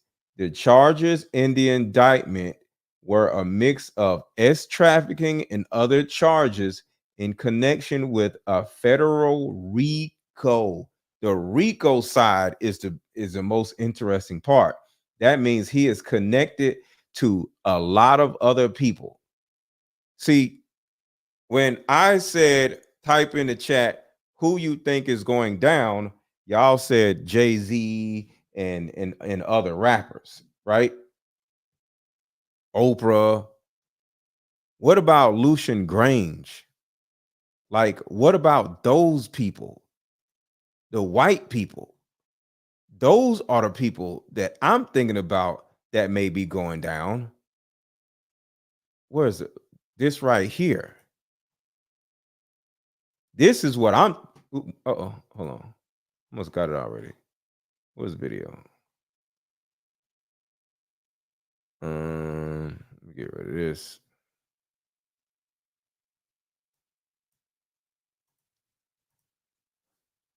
Hold on, I'm about to show you the list of people that, well, actually, no, let's do this. It's here. So actually, like every time. So this is the list of people that have been complicit with P. Diddy all these years. So it's a whole list of people.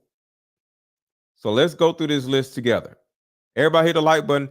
Everybody hit the like button. Everybody hit it. If you have not hit the like button, please hit the like button, y'all. Check this out. Yeah, Jimmy Iovine, yes. And President Obama was sitting in the office. He knew about it too. So don't tell me about a free transition. Y'all talking about some damn TD Jakes. It's some way more powerful people than TD Jakes. Check this out. Lee R. Cohen, Russell Simmons, Jay-Z. So you gotta look at the people under the names. Hold on. Let's back up.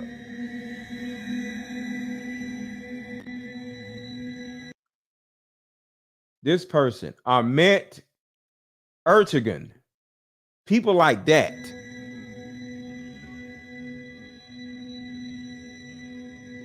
Russell Simmons, Lee R. Cohen, Rick Rubin,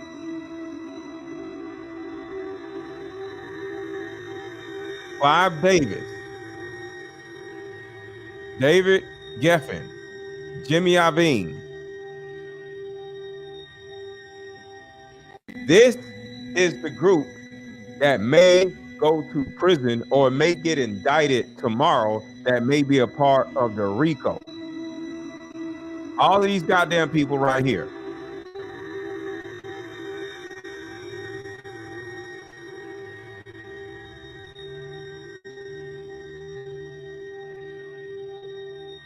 So this is the RICO charge. Yo, I know this man Diddy just sit in his room mad every day about how people just keep digging stuff up on him, bro.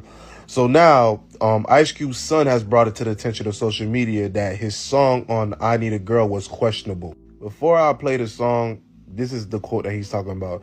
You was more than my girl. We was like brothers. Then it get worse. Let's roll it. More than my girl, we was like brothers. You was more than my girl. We was like brothers. Play fight undercovers. We used to play fight undercover. See, I was going to defend Diddy until I heard him say the part about the covers. The man said, you was more than my girl. We was like brothers.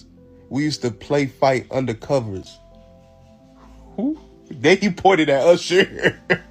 If you watch the music video, he pointed at Usher, bro. This man Diddy be wildin'. And not too long ago, he had. So we talked about the little girl. All right, so let's get back to this. They weren't bold enough to intervene. You know what I mean? Oh, before we do that, let's take a quick commercial break. How about we meet up at a coffee shop and play this fun dating card game? We'll have fun and see if we're compatible all at the same time. Ooh, what's the name of the game? It's called Deeper Discussions. I'm down. Okay, meet you at 6. Fellas, buy this card game. Ladies, buy this card game. Buy about 2 or 3 card games. The main reason why people can't stay together isn't because they don't like each other no more. It's actually because their present family issues come up or their past family issues come up. But when you play Deeper Discussions, you'll be able to understand a person's family issues up front. This game can be played with either 2 people or an entire group. So have fun. Question number 1. Name a time when money was the main factor why a relationship went bad. Deeper Discussions Dating Edition. Again, these cards are good for vetting a potential boyfriend, a potential girlfriend, a potential husband, a potential wife. The texture of these cards are so soft and silky, by the way. Like they ain't gonna get really wore out. Durable. A dating card game for introverts who have a hard time asking the much needed compatibility questions. Deeper Discussions, the card game. Dawn said that Kim Porter was bruised up. She said that she saw her leaving Diddy's recording studio in tears with. And anybody watching, make sure to buy my Deeper Discussions card game. The link is under this video. The link is in the chat. The link is pinned at the top of the chat. And also subscribe to my channel. Put a 1 in the chat if you are new to my channel. Put a 1 in the chat if you are new to my channel. Put some shades on. My eyes are hurting from all these lights. Put a 1 in the chat if you are new to my channel. Put a 1 in the chat if you are you've never even been here before. All right, so we got a lot of new people.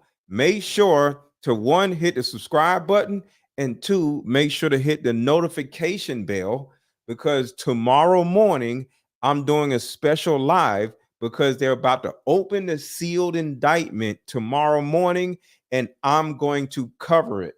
We're going to have a whole celebration on P. Diddy and all these other disgusting human beings being taken down. So right now, take a second to subscribe to my channel, hit the notification bell to all, and tomorrow morning, I'm doing a special live stream once I find out who is in this sealed RICO indictment. And of course, buy my Deeper Discussions card game. It's the best $28 you'll ever buy. See, $28 is, what can $28 buy you? $28 can't even buy you a t-shirt, right?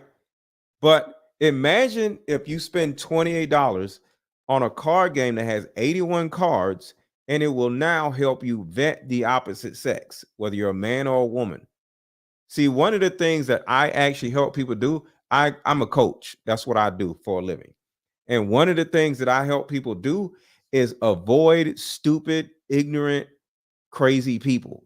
And the way we do that is giving ourselves tools that will help us vet the opposite sex, so we'll have a better understanding on who's in front of us. So this card game is only $28. I need at least We've had about 15 people buy my card game already thus far. Let's get another 10 people to get the 25 card games sold tonight before we all go to bed. Hit the like button, subscribe to my channel, and buy my Deep Discussions card game. The link is under this video, and the link is in the chat. Let's go. And thank you to the people who have already bought my card game. Visible injuries on her face and her lip. He didn't even treat her like she was human. It was disgusting the way he treated her. Don recalled a time when he knocked Cassie in the stomach at a dinner party. He did this in front of people like Jimmy Iovine, Usher, and Neo. And Cassie was crying and she was in pain, and Diddy's assistant, Capricorn Clark, escorted her out of the restaurant while everybody else continued socializing and acting like nothing happened. And it's just crazy to me because I don't see how a man can witness that and not do anything. Oh, really? Hold on. I just got in some. It's somewhat new. Somewhat new information. P. Diddy is expected to sit in prison until a bail hearing, which can be heard as early as tomorrow morning. Diddy is currently locked away in a federal jail in Lower Manhattan, which is filled with some of the worst criminals in the world, including El Chapo. It's a dramatic fail for Diddy, who was once one of the most iconic and respectable men in the world. So according to what I just got in, he's expected to sit in jail tonight until he gets a bail hearing. I don't even think he was going to get a bail. I don't even know why he's getting a bail. Well, maybe because he hasn't shown that he's a threat to leave the country, possibly. He's expected to sit in prison until a bail hearing, which can be heard as early as tomorrow morning. Diddy is currently locked away in federal jail in Lower Manhattan. Sean Diddy Combs is a music icon. Well, we already know that. All right, so let's get back to this. But that just comes to show you how much power Diddy had. Like, people were shook of him. I'm pretty sure a lot of people saw how Cassie was treated, but they weren't bold enough to intervene. You know what I mean? And also, Dawn said that Kim Porter was bruised up. She said that she saw her leaving Diddy's recording studio in tears with visible injuries on her face and her lip. And Dawn said Diddy would also host these drug-filled parties where he would traffic young women, some who appear to be underage, to the party, and he would have his guests perform acts. So I want y'all to listen to this right here. This is why he's going to prison right here. Listen to this. Dawn said Diddy would also host these drug-filled parties where he would traffic young women, some who appear to be underage, to the. Y'all hear that, right? He will traffic young women who appear to be underage. Dawn said Diddy would also host these drug-filled parties where he would traffic young women, some who appear to be underage, to the party, and he would have his guests perform acts on these women when they were intoxicated. And the crazy thing, Diddy would hire police officers to attend his parties just to get a message to the guests that his influence not only extended in the industry, but also extended to law enforcement. And this is why Diddy was allowed to get away with so much stuff, because child, he had the police in his pocket. See, back then he had the police in his pocket, but something actually changed. And he had them at these freak parties, and he probably used that as blackmail. Who knows? But Dawn witnessed a lot, and she was terrified. She absolutely was terrified. And there are some people questioning the validity of her lawsuit because, you know, she always spoke highly of Diddy in interviews, and she even wanted to work with him on the Making the Band reboot in 2020. And she gave Diddy her song Deliver Me to be on his Love album. So it seemed like Dawn had somewhat of a cordial situation with Diddy, but things don't always appear as it seems. I mean, a lot of people tolerated Diddy because of the power he had. And I think in Dawn's situation, she needed money and she needed opportunities. And she knew that Diddy was the gatekeeper that held the door for opportunities for her in the industry. So I'm not quick to dismiss her claims, even though it does somewhat hurt her credibility that she wanted to work with him after all he put her through. But at the same time, it seemed like she was at a desperate place, especially during the pandemic. So she was looking for opportunities for her career at that time. And she worked endless hours in the studio writing all this music for him, and she never got fair pay. So yeah, she deserves her money. Kalina's husband, Tony Vick, is actually friends with Diddy. Dawn actually mentioned this in her lawsuit, and she even became aware of Kalina's husband being violent to her, and she tried to help her leave the relationship. And when Diddy found out about it, he became distrustful of Dawn. Personally, I don't think Kalina will be willing to tell her side of the story because it is a conflict of interest for her to go against Diddy. So she's not going to speak out. She doesn't want to be involved, and that's her prerogative. It really is her prerogative because everybody has their own demons they have to deal with. And some people are still to this day afraid of Diddy, even though he's in prison. All of this shit is so goddamn sad. Let's get into this. I got so much information on this motherfucker. He is about the Benjamin, as we see. Oh yes, he's glittering. P. Diddy even tried to feel on Mike Tyson. It truly is about the Benjamin, as we see. Oh yes, he's glittering. It truly is about the Benjamin. Well, now when we That's Mike Tyson and P. Diddy. He trying to feel on Mike Tyson's butt. come back, we're gonna talk more with Puffy, and if you want to hang out, more than welcome to stick around, my brother. All right, we'll be right back with more right after this. Certain people sign up to get fucked. Certain people, if you're gonna keep it real, certain people sign up to do the job of paying their rent that way. Right. You know, I didn't sign up for that. I felt like my talent was enough. Not putting anyone's business out because, you know, what you do in your personal bed is whatever you do. What are some things that you feel like I should look out for? Stay away from the take that mansion. That's all I'm gonna say. All right, stay away from that. All right. Second, they're laughing because they know it's true. Complaint goes on to claim Diddy has hidden cameras in every room of his homes and that there are recordings of celebrities, music label executives, politicians, and athletes in compromising positions. I've been to the parties, but like I said, they select you. Fit a certain description. You have to fit a certain mannerism for you to be led down that hallway with the door. The way they attack you is through photo shoots and video shoots. They send in the stylists. If you're getting your hair braided, if you're showing them the most love and yippity yappity with them, that's where they see, oh, he had a lot of rap for the guy. Right. He's one of all right. You pistol fucked up and your ass hurt, You don't know what the fuck to say. You don't know who to tell. Here it is, it's time for a contract to come out. Nigga want to sign you for 5 years. You like, nah, dog. So you don't want to sign with us? Nah, man, pop in the tape. Show this nigga what he did last night. You sitting that motherfucker like, man, what the fuck? Yeah, well, what the fuck? That's what happened. You got fucked. You want to sign that contract. You don't want nobody in the hood to see that shit. These niggas that you see constantly hot, they're not getting hot because they like to get hot. They're getting hot because they know what they done done. He had put everybody else out the crib. Like the influx of people he had put him out. Took a liking to me in particular around the time, man. It was really, you know what I mean, like putting his arm around me. Right. So he had put majority of the people out, but he allowed me to stay in there. Man, you doing it, man. You deserve it, daddy. You putting in that work. Why would Diddy get a tattoo of Tupac's skull over his heart? Why would Diddy get a tattoo of Tupac's skull over his heart? All the people in the industry knew at one time Pac and Puff was like this.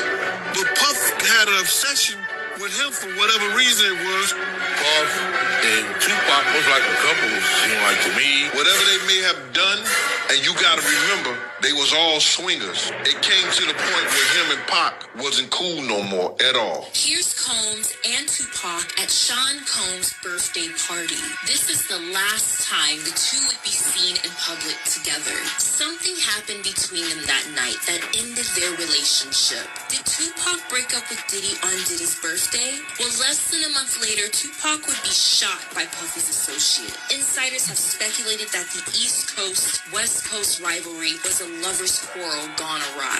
This Wait, what? What? Wasn't cool no more at all. P. Diddy and Tupac, what? Wait, what? Here's Combs and Tupac at Sean Combs' birthday party. This is the last time the two would be seen in public together. Something happened between them that night that ended their relationship. Did Tupac break up with Diddy on Diddy's birthday? Well, less than a month later, Tupac would be... Not Tupac broke up with Diddy like they were girlfriend and boyfriend. What? Yo, y'all make sure to subscribe to my channel, hit the notification bell, because I'm going to get up in the morning and doing an early morning live stream once P. Diddy gets bailed out and he gets his bond hearing, and when the indictment gets unsealed, and we'll find out who is under this new RICO charge, because there's charges for other people. But that's going to happen tomorrow morning. Shot by Puffy's Subscribe to my channel, hit the like button, subscribe to my channel, and hit the notification bell. associate. Insiders have speculated that the East Coast, West Coast rivalry was a lover's quarrel gone awry. This tattoo over Diddy's heart confirms exactly that. Bruh, I do not believe that shit. That can't be true. That can't be true.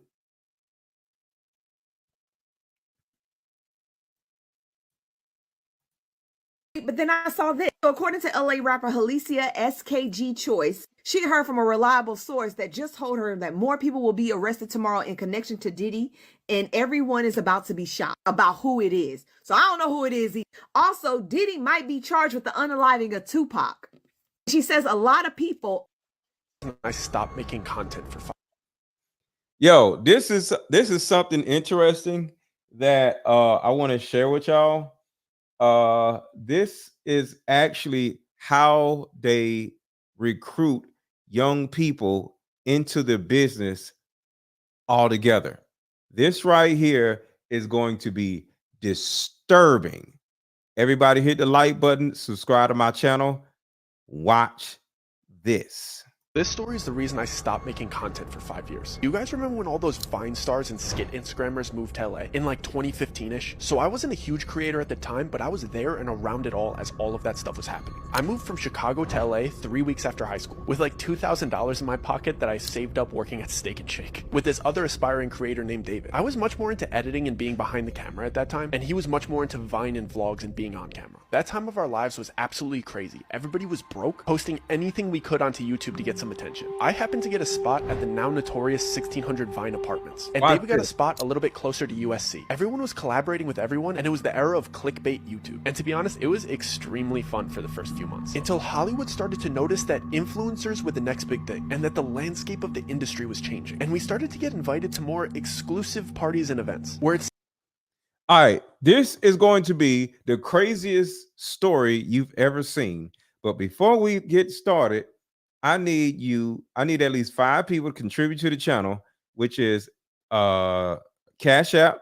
That's one way. $AARON 1000. Cash App $AARON 1000. Drop a super chat, which put some color behind your words, or buy my Deeper Discussions card game. Need at least 5 people to do that right now.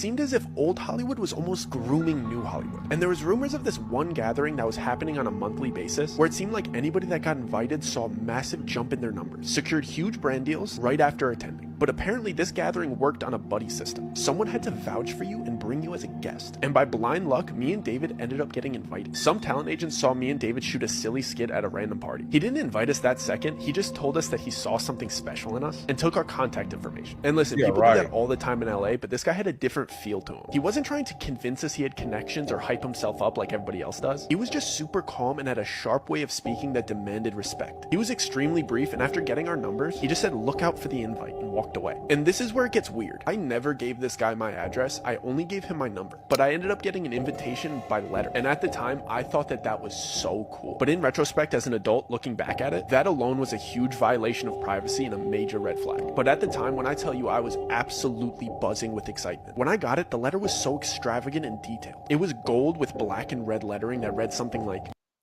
So he totally ignored the fact that this random person that invited him to this party mysteriously knew where he lived at.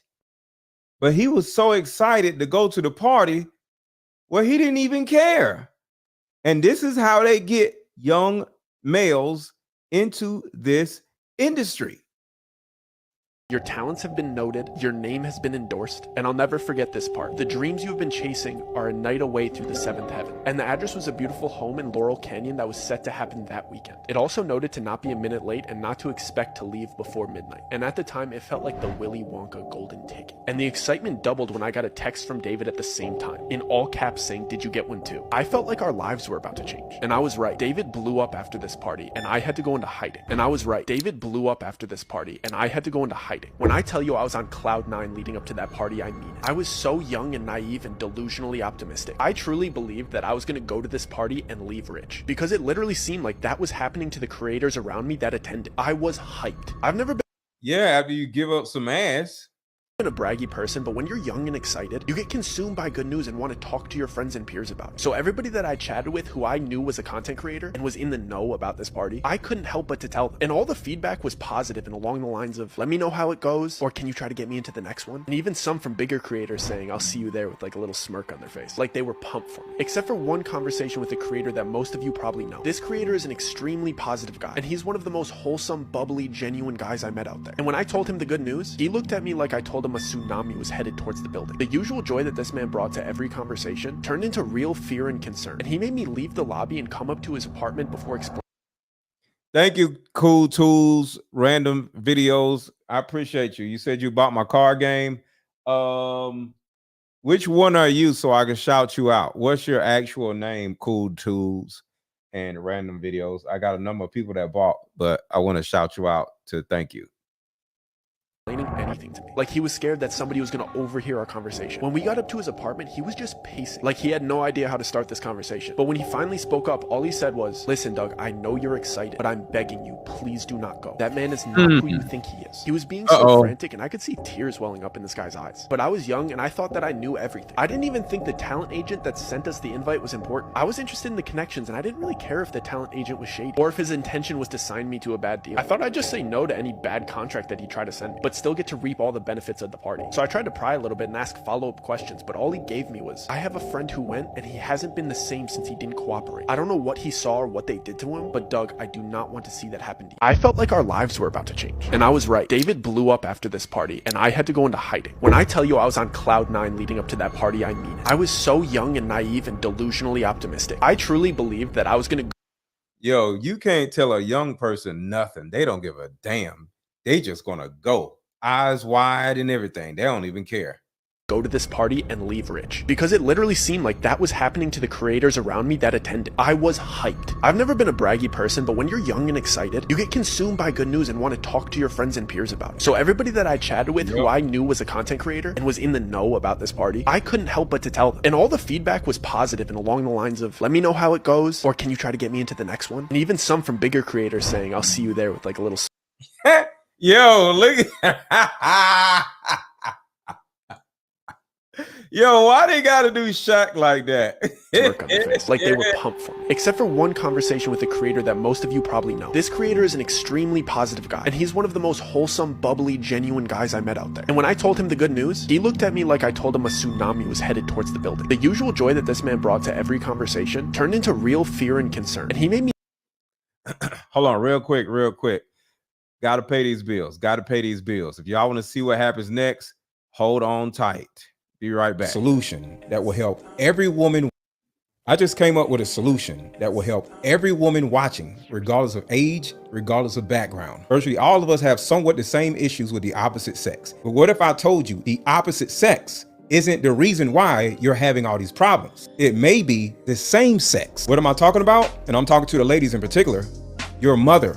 See, in my 7 years of coaching women, the number one thing that I hear in my coaching sessions is her issue or tumultuous relationship with her mother. So what I've done is come out with a card game that will actually help mothers and daughters come back together. See, we can't expect women to just go out in the world and have these great, amazing relationships with men when she didn't have a great relationship with the person that birthed her. We have to get to the source of a woman's pain, her inadequacies, her insecurities, and heal that little girl inside of her before she goes out in the world as a woman. I call Like Mother, Like Daughter therapy in a box. It's 50 questions for the daughter to ask the mother, questions that you always wanted to ask. And it's also 50 questions for the mother to ask the daughter. How about we meet up at a coffee shop and play this fun dating card game. We'll have fun and see if we're compatible all at the same time. Ooh, what's the name of the game? It's called Deeper Discussions. I'm down. Okay, meet you at 6. Fellas, buy this card game. Ladies, buy this card game. Buy about 2 or 3 card games. The main reason why people can't stay together isn't because they don't like each other no more. It's actually because their present family issues come up or their past family issues come up. But when you play Deeper Discussions, you'll be able to understand a person's family issues up front. This game can be played with either 2 people or an entire group. So have fun. Question number 1. Name a time when money was the main factor while a relationship went bad. Deeper Discussions Dating Edition. Again, these cards are good for vetting a potential boyfriend, a potential girlfriend, a potential husband, a potential wife. The texture of these cards are so soft and silky, by the way. Like they ain't gonna really get wore out. Durable. A dating card game for introverts who have a hard time asking the much needed compatibility questions. Deeper Discussions, the card game.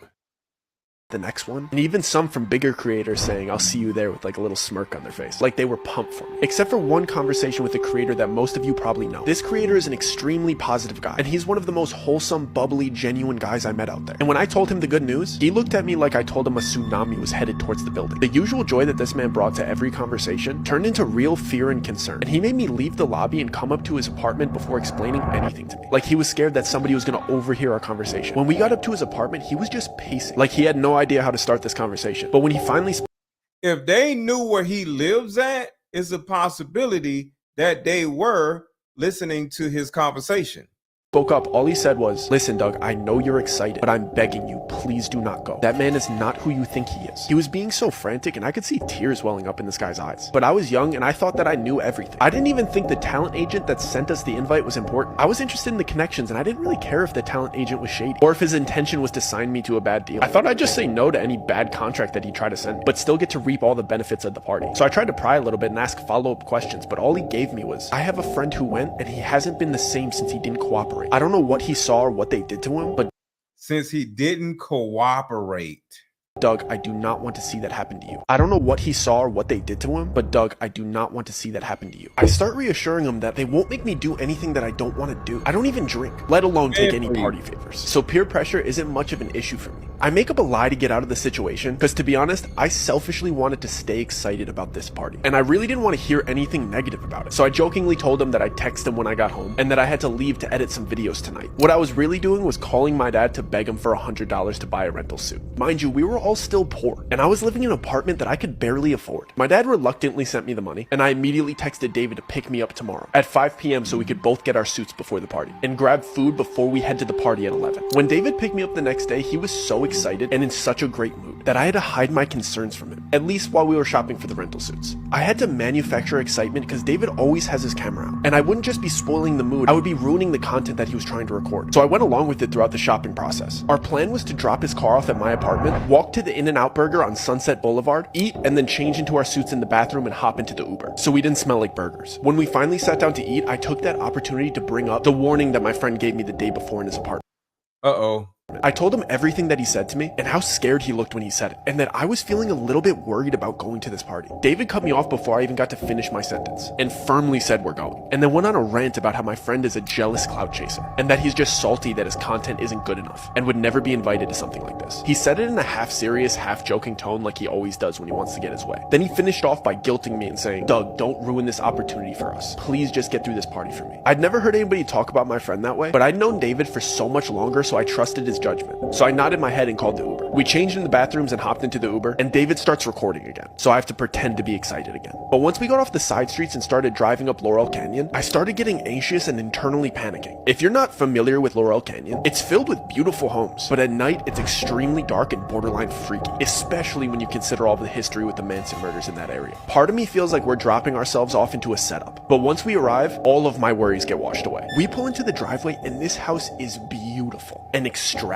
and everyone waiting in line to walk in is smiling and laughing and friendly. So I get excited again. At the door, they take our phones and have us sign an NDA, which isn't uncommon in house parties like this in LA. And they give us a mask and a name tag with funny aliases. My mask looked like a bear and David's looked like a bird. My alias was Stardust, which David got a crack out of, and his was Banshee. We enter what you could call like the lobby of the house, and as we're walking in, the apparent host of the party starts giving a speech. This man is very eccentric and outspoken, and he's got the cadence of a late night show host, and I spot the agent that invited us standing right behind him. The speech was basically just encouraging everybody to have fun and explaining the itinerary of the night. Apparently this was a themed room party, and all of the guests were instructed to move to the next room whenever the grandfather clock chimed. He wrapped up his speech with some cheeky joke, and then one line that's exactly, Kara. This is Olympic vetting.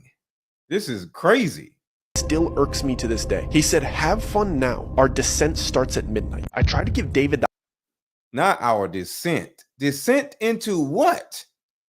eyes that I didn't like where this party was going. This type of behavior from people that I saw as adults made me extremely uncomfortable. The moment the host wrapped up his speech, a couple of workers came out of the doorway. They were holding a couple sets of long poles. All of a sudden music started playing and everybody seemed like they knew what was going on. So I just went along with it. So I guess these parties start off with a big game of limbo. It's funny seeing people dressed so nicely playing a silly child's game, but it's even weirder seeing A-list celebrities being so excited to play. Because everybody had masks on, but when somebody that you grew up watching in movies walks by you with a quarter of their face covered, you still know it's them. I was amazed with how inviting and willing to introduce themselves these people were. I was expecting at least an undertone of uppityness in there, but it seemed like everybody was involving everybody in conversation, and they were frequently introducing themselves to me with their alias, of course. The only thing weird about it was something that I didn't notice until the third person did it. When they shook my hand, they pressed their thumb into the soft part between my thumb and my pointer finger, and I only recognized the pattern because the third guy gave me a big smile and said, "This must be your first time here." In retrospect, this should have alarmed me, but it seemed like they got friendlier when they realized that it was my first time here, so I didn't really think anything of it. But before I got to ask any follow-up questions about this odd handshake, the first grandfather clock chime went off, and everybody excitedly rushed into the second room. When I finally got in there, I was taken aback by the dramatic decor change. Everything in this room was different shades of blue. The music was romantic, and all the furniture was cabana beds and love seats. I stood there for a second trying to realize what was different, but I couldn't put my finger on it until some girl walked by and caressed my shoulder in a really flirty manner. The decor changed, but the way everybody was acting was drastically different. Before, everybody seemed to be outgoing and inviting and friendly, but the second they stepped foot into this room, they became touchy,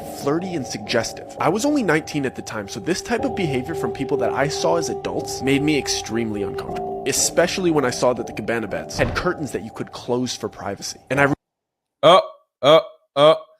Hold on, we got to see about these cabana beds.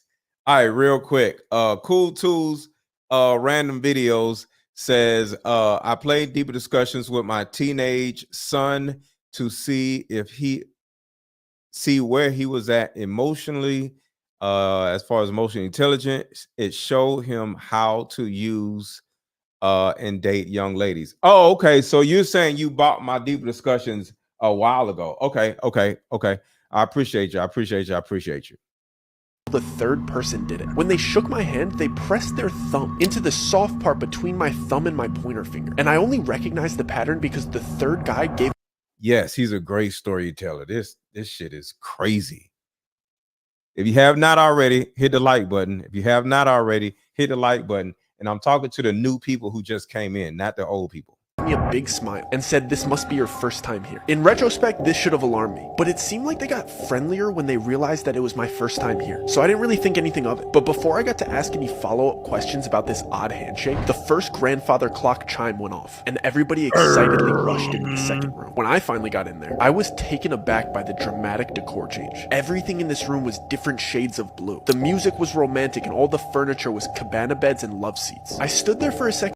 See, these colored rooms change your mood, and it actually makes you think that is okay, because it's like a deep blue or a deep orange to our eyes is almost like a new scent to our nose. It affects our senses. That's why these rooms are these different deep colors, because that affects our senses.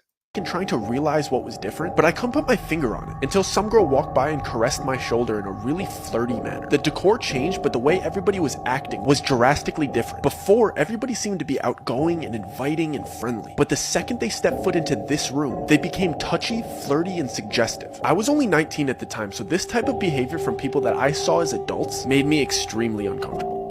Anybody watching, if you have not already subscribed to my channel, make sure to subscribe to my channel, hit the subscribe button, and hit the notification button. Tomorrow morning, I'm going live again, and we're going to talk about P. Diddy's indictment, because they're going to unseal the actual indictment, and we'll be able to find out what other people are a part of this RICO case that they're going to unearth tomorrow. So make sure to subscribe to my channel and hit the notification bell so you'll be notified about the live stream I'll be doing in the morning. Especially when I saw that the cabana beds had curtains that you could close for privacy. And I realized that these people weren't just being suggestive, they meant it. I tried to give David the eyes that I didn't like where this party was going, but he seemed to be really enjoying the female attention, so I was on my own. I basically stayed in perpetual motion and walked laps until the next chime went off, so I didn't have to sit next to anybody for too long and let them get too comfortable. The clock finally went off and everybody rushed to the next room immediately. The weirdest part was the people that were in the private sections didn't even bother redressing except for the mask. I was in no rush to get to the next room, but I could see into it over the crowd of everybody's head. The walls were bright orange, but the smells that were wafting in from that room were amazing. And when I finally got in there, it was like the Hogwarts feast. It was table after table of the most delicious spreads I've ever seen. There was full tables for seafood, full tables for meats, full tables of sushi, and an entire wall of spirits. I almost started enjoying myself again, until I saw the way these people were treating this food. They were disrespectfully biting chunks out of delicious prime rib roasts. They were just shoving copious amounts of high-grade sashimi into their mouths and eating caviar like it was cereal. The way that they were just grabbing with their hands and just spitting out things that they didn't like onto the floor ruined my appetite. At this point, I wanted nothing to do with these people.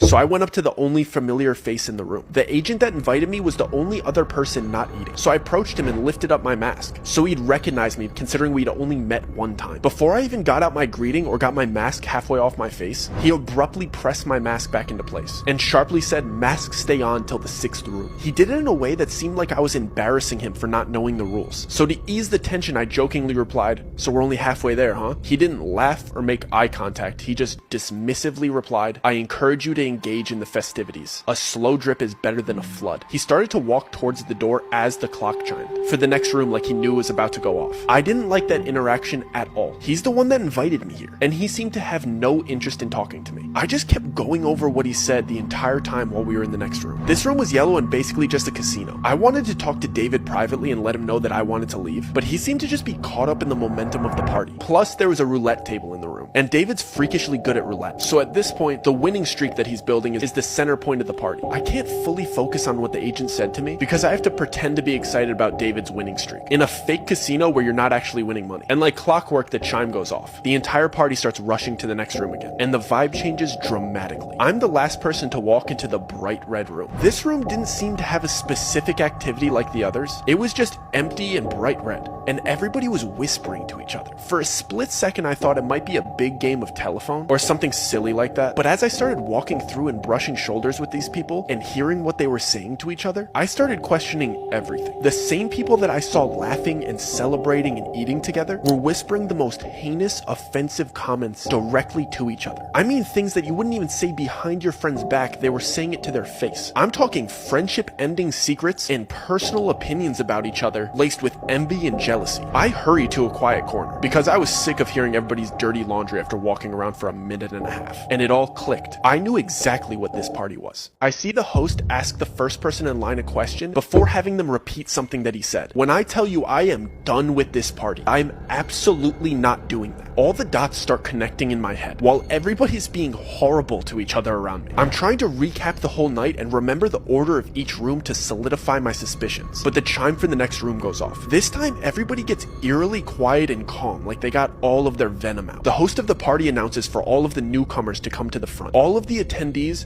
form a single file line in front of the next room's door. There's about 10 other newcomers in front of me and David, and the agent that invited us is standing to the left of the door, and the host of the party is standing to the right. The host has a pile of books on the table next to him. I see the host ask the first person in line a question and then grab a book based on his answer. He would present the book to the person and place a diamond-shaped metal symbol on top of it before having them repeat something that he said. Then he'd take their mask off and let them enter the next room. I couldn't make out exactly what he was doing until there was only 2 people ahead of me in line. The books were Bibles, Qurans, Torahs, and so on. He would ask the person, "And which one is yours?" Whichever they chose, he'd grab it and place the metal symbol on top of it. He'd have you put your hand on top of the metal symbol and then repeat, "I am my own God, I bow to nobody but myself." When I tell you I am done with this party, and I whip my head around and I tell David I am absolutely not doing that. David whispered back in a joking tone like he always does, "Dude, it's just a party, who cares, I'll see you in the next room." And he skipped me in line to show me that he'd do it first to make me feel more comfortable. He went through with it and giggled his way into the next room. It was my turn, so I tried to play it cool and whisper to the host, "Do you mind if I skip this part? It's making me a little bit uncomfortable." I thought he'd subtly break character and reassure me that this is just a party theme and it's all good. Instead, he whispered back to me in a really kind tone, "Of course, man, don't worry about it. Just take your mask off and turn around." I was relieved for about a split second before the agent that invited me here grabbed my arm and started guiding me towards the exit. And I see that everybody that was behind me in line staring at me straight-faced. I look back at the host and he's standing up and loudly shouts like he's starting a chant, "The price was not paid." And then everybody in line that was staring at me chants in unison like they knew exactly what to do. "Remove the profane." And they repeat it over and over until I'm through the exit door. "The price was not paid. Remove the profane. The price was not paid. Remove the profane." I just start panicking. Now I know for sure Joe isn't safe either. The whole intent of this party was to butter me up to get me to do these horrible things. So the agent just walks me to the closest door. He doesn't even walk me to the front of the party and out the front door. He just puts me out into the backyard. It's 4 a.m. My friend's still inside. I don't have my phone. So I decide to walk around the right side of the house because that's where all of the party attendees were kind of headed. Let me see if I could peek in and maybe flag down David to let him know I got kicked out. And there's some windows to the next room. But of course these windows are like big church stained glass windows. And you can't really see through stained glass windows like the colored ones. But if you go really, really close and you look through the white parts, you could kind of see clearly what is on the inside. And this room is like a bizarre church replica without all of the seating. It's just a big church-like room. And all of the people that were in there had their masks off. And it was like a big circle and almost looked like an initiation. And all of these celebrities are standing around in a circle around the other 9 new people. It was 10 excluding me. And there was big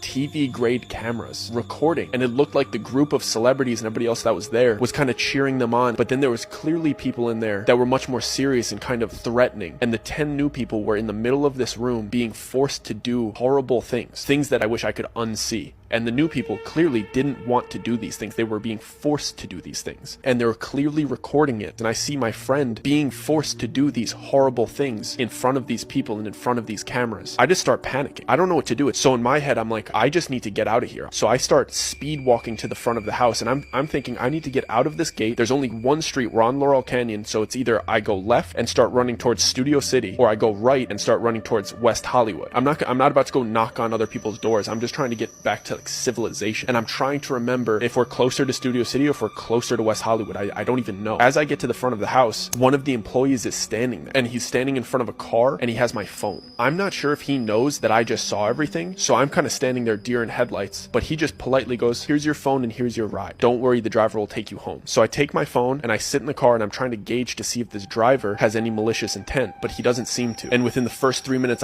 I know that they don't think I saw anything. They were just getting my stuff prepared and my car prepared to take me home, because they're under the impression that I didn't see anything too bad, and I got kicked out before any horrible things started happening to people inside of this party. So I get in the car and I'm checking my phone. My phone was fully charged when I got here, so I don't know what they did, but my phone won't turn on. I have to sit through this 30-minute car ride. One of my best friends is back at this party getting mistreated and recorded doing horrible things, and I can't tell anybody. So I get through this 30-minute horrible suspense-filled car ride thinking about all of the people that were so nice to me inside of this party, and the whole intent of this party was to butter me up to get me to do these horrible things. And when I finally get back to my apartment, I run upstairs, I plug my phone into the charger, and the first texts that come through are from my friend Joe. And I completely forgot that my friend Joe was coming to visit me. He was coming on a little mini vacation, and I was gonna play tour guide and show him around the city. So now I'm thinking I only have like 4.5 hours to sleep before I have to go pick up my friend from the airport, and I still don't know if my other friend is okay. So I'm blowing up David's phone because he's still at this party, but I set a timer so I get to the airport to pick up my other friend. So I barely get any sleep. I drive to LAX to go pick up Joe, and I drive him back to my apartment, and when I'm coming back into my apartment, David's in the lobby, and he's talking to some other big creators, like bouncing video ideas. It's like 9:30, 10 a.m. at this point, so we're just kind of having coffee by the cafe and chatting. I tell Joe to go upstairs to my apartment and drop off his luggage, and I go ask David if I could talk to him really quick. I'm clearly very distressed, and he's being very jokey with me, and he doesn't seem like anything bad happened, and he's just kind of making fun of me for getting kicked out of the party. I'm just letting him talk for a little bit, and I finally tell him I was looking in through the next window. I saw what they made him do, and I was just asking him if he's okay. And the second I said that, he immediately switched on me, and he started damn near cussing me out and saying friendship-ending things, and his eyes turned from happy and giddy to filled with almost fear and a little bit of betrayal. When he stormed off, he pulled out his phone and he was calling.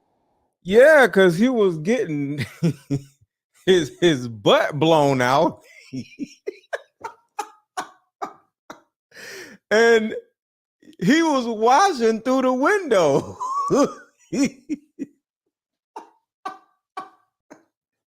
Of course you're gonna be mad. That man was, hold on, let's back up a little bit. His friends is back at this party getting mistreated and getting mistreated. Getting his butt blown out. Recorded doing horrible things, and I can't tell anybody. So I get through this 30-minute horrible, suspense-filled car ride, thinking about all of the people that were so nice to me inside of this party, and the whole intent of this party was to butter me up to get me to do these horrible things. And when I finally get back to my apartment, I run upstairs, I plug my phone into the charger, and the first texts that come through are from my friend Joe. And I completely forgot that my friend Joe was coming to visit me. He was coming on a little mini vacation, and I was gonna play tour guide and show him around the city. So now I'm thinking I only have like 4.5 hours to sleep before I have to go pick up my friend from the airport, and I still don't know if my other friend is okay. So I'm blowing up David's phone because he's still at this party, but I set a timer so I get to the airport to pick up my other friend. So I barely get any sleep. I drive to LAX to go pick up Joe, and I drive him back to my apartment, and when I'm coming back into my apartment, David's in the lobby, and he's talking to some other big creators, like bouncing video ideas. It's like 9:30, 10 a.m. at this point, so we're just kind of having coffee by the cafe and chatting. I tell Joe to go upstairs to my apartment and drop off his luggage, and I go ask David if I could talk to him really quick. I'm clearly very distressed, and he's being very jokey with me, and he doesn't seem like anything bad happened, and he's just kind of making fun of me for getting kicked out of the party. I'm just letting him talk for a little bit, and I finally tell him I was looking in through the next window. I saw what they made him do, and I was just asking him if he's okay. And the second I said that, he immediately switched on me, and he started. Of course, like it's certain things you don't want to say that you witnessed. I would have said, yo, I just left the party. I hope you had a good time. Real quick. If that was you, would you have told them what you seen? I wouldn't have. Would you have told them what you seen? There's nowhere in hell I would have said, yo, I seen them do all these crazy things to you, and I hope you're okay. That's the worst thing you could do. Like, just leave it alone, because there's nothing you could do about it. Damn near cussing me out and saying friendship-ending things, and his eyes turned from happy and giddy to filled with almost fear and a little bit of betrayal. When he stormed off, he pulled out his phone and he was calling somebody as if he was like reporting something back to them. I immediately start freaking out. I assume that he's telling me that I saw what they did, and now I have my friend upstairs who thinks he's just on vacation when I just saw hyper-successful, rich people doing unspeakable acts, and they have all of the resources to come after me. They know where I live, and David isn't even on my side because the dirt that they have on him now. I have to pretend that everything's okay to Joe because he flew all the way out here for a vacation, and I don't even really know how bad the situation is. I don't even know how to tell him about everything that happened the night before. And I promised Joe that we're going to go to Runyon Canyon. How about you just don't say nothing and just leave it alone? This morning. So he goes and changes into hiking gear, and I drive him over to Runyon Canyon. We do the hike for a few hours, and when we come back and I check my mail, there's another letter from these people, and I take it to the bathroom because I don't even want Joe to see it, and it's a screenshot of the surveillance footage of me looking in through the window and a little handwritten note, just a reminder of the worst mistake you've ever made. Uh-oh. They know everything. Curiosity killed the cat. And I start freaking out. I know that David just betrayed me and told them that I saw, and now they have proof that I saw. Now I'm just a walking liability to them, and now they're threatening me, and that was the worst mistake that I've ever made, and insinuating that Curiosity killed the cat. I'm the cat, but it's still not enough to tell Joe about what happened. So I just go on with this charade, and I'm just playing tourist, bringing my friend around the city, and the first day, nothing happened. And to this day, I firmly believe that the only reason they didn't do anything to me is because Joe was there with me that whole week, and he had just finished the police academy, and he was officially a police officer. So I think me being with him is the only thing that kept me safe, because they weren't willing to do anything to a police officer. And I knew for sure they were keeping an eye on me the next day, because Joe asked me the night before if I had half and half for our coffees the next morning, and I didn't have any half and half, and he just jokingly said, "Who has coffee and doesn't have half and half?" Yo, I'm sorry. I didn't even know what the hell half and half was. Apparently, that's coffee with sugar or something. What is half and half? Coffee with cream or sugar? Isn't that what half and half is? It was a conversation in passing, it was a joke, and the next morning we woke up and there was a full half and half in my fridge. And the only reason I noticed that is because Joe said, "Thanks for running out early and grabbing half and half. You didn't have to do that." I was kidding. I didn't go and grab that half and half. I knew that somebody was not only listening, but entered my apartment that night while we were sleeping. And then they started to do these things that only I would notice. Things that if you told anybody, they would look at you like you were crazy. Each night that we came home and we were just winding down and watching TV, I would go to turn my TV on and the remote control wouldn't work, and I would check the batteries, and the batteries would be switched from positive to negative and negative to positive, like they came into my house and just flipped my batteries. I know that my remote control worked the day before, and they just needed me to know that they were. Wait, half cream, half milk? What is half cream, half milk? That's not coffee? Half and half is milk? So half and half is a milkshake? Or is it coffee? It's creamer for coffee. So it's not the coffee with the cream. What? Milk? I'm confused. Okay, let's just keep going. I don't know.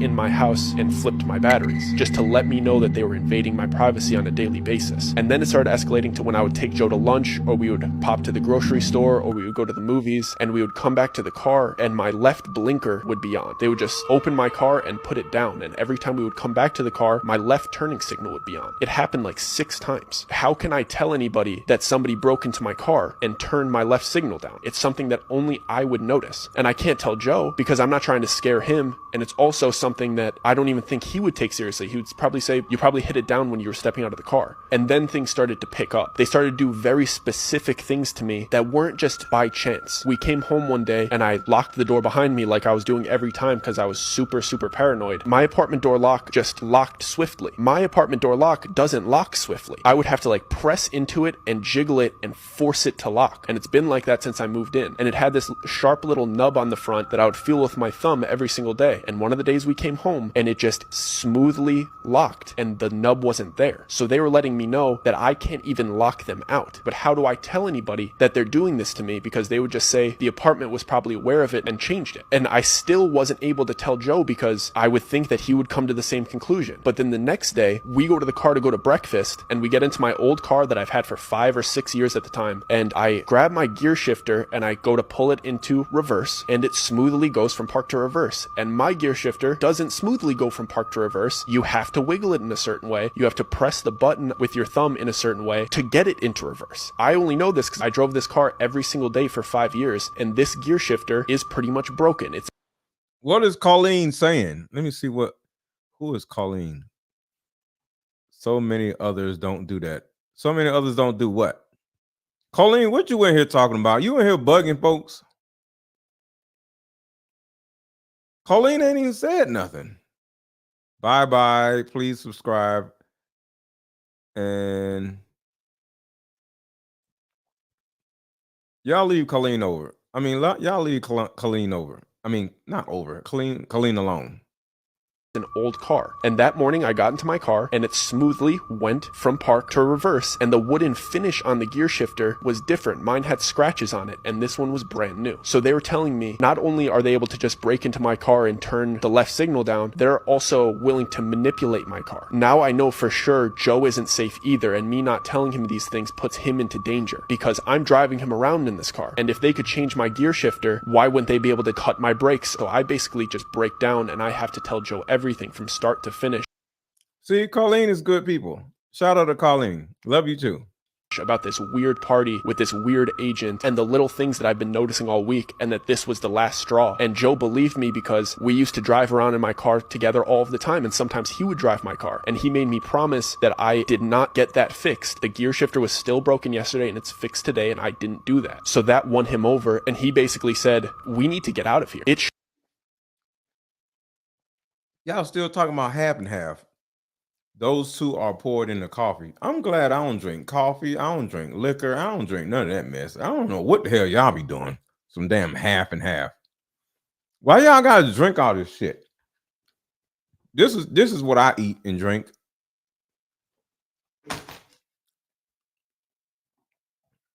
Fruit.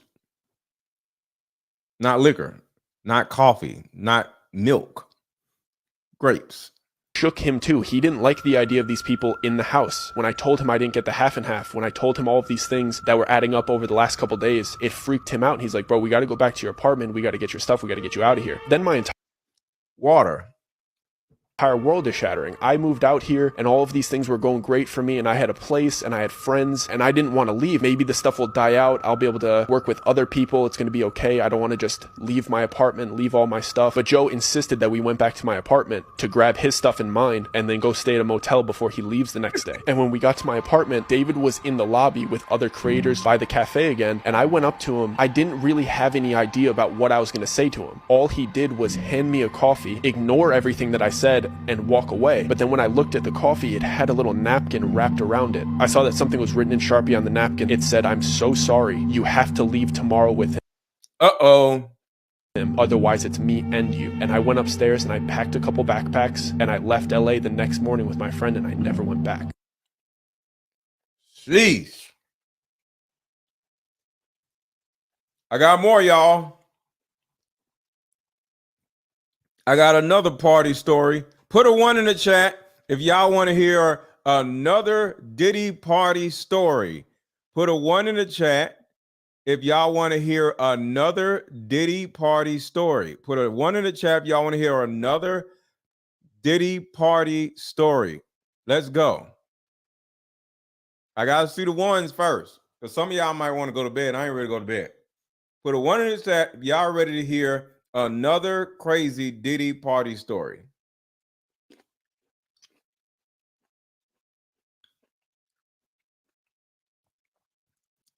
Let's go. I've been to a couple Diddy parties. Now, I'm risking a lot by saying this because I know as soon as I say that, all the assumptions are going to come in, and if I don't say evil things were taking place. This is rapper Lecrae, the guy that Kendrick Lamar was just talking about in his rap song. Then I'm covering for him, and if I do say evil things were taking place, then I'm one of them ones like, yeah, Lecrae, expose it, you know what I'm saying? And I've been to lots of parties. I've been to Jamie Foxx, I've been with Snoop, T.I., like I've been to lots of places. Here's what I'll say. There are people who will test you. There are people who will see how far your limits are. And if you're willing to take a step, then they'll take two. I, in my personal experience, never saw anything where someone was like, you can't move any further unless you do X, Y, or Z. But what I did see was, if you do X, Y, or Z, well, keep coming, because you're, and that's how we all are. It's Psalm 1, right? It says, blessed is the man who does not walk in the counsel of the wicked, who does not stand in the way of sinners, who does not sit in the seat of mockers. You start walking, They gonna walk with you, and now you find yourself standing. They like, oh, you stand? Well, if Oh, you you stand? come sit. Now, next thing you know, you sitting. And where you gonna sit? You gonna sit on somebody's dick. And so it was never a situation where I felt forced to sit. Pause. Yo. Situations where in this context, him talking about being forced to sit, that was a little pause worthy. it was never a situation where I felt forced to sit. Is that a pause, y'all? That sounds like a pause. It was a situations where I was asked, do you stand? Do you stand? And I'm like, I don't stand. Oh, okay, cool. And then I was left alone. Do you stand?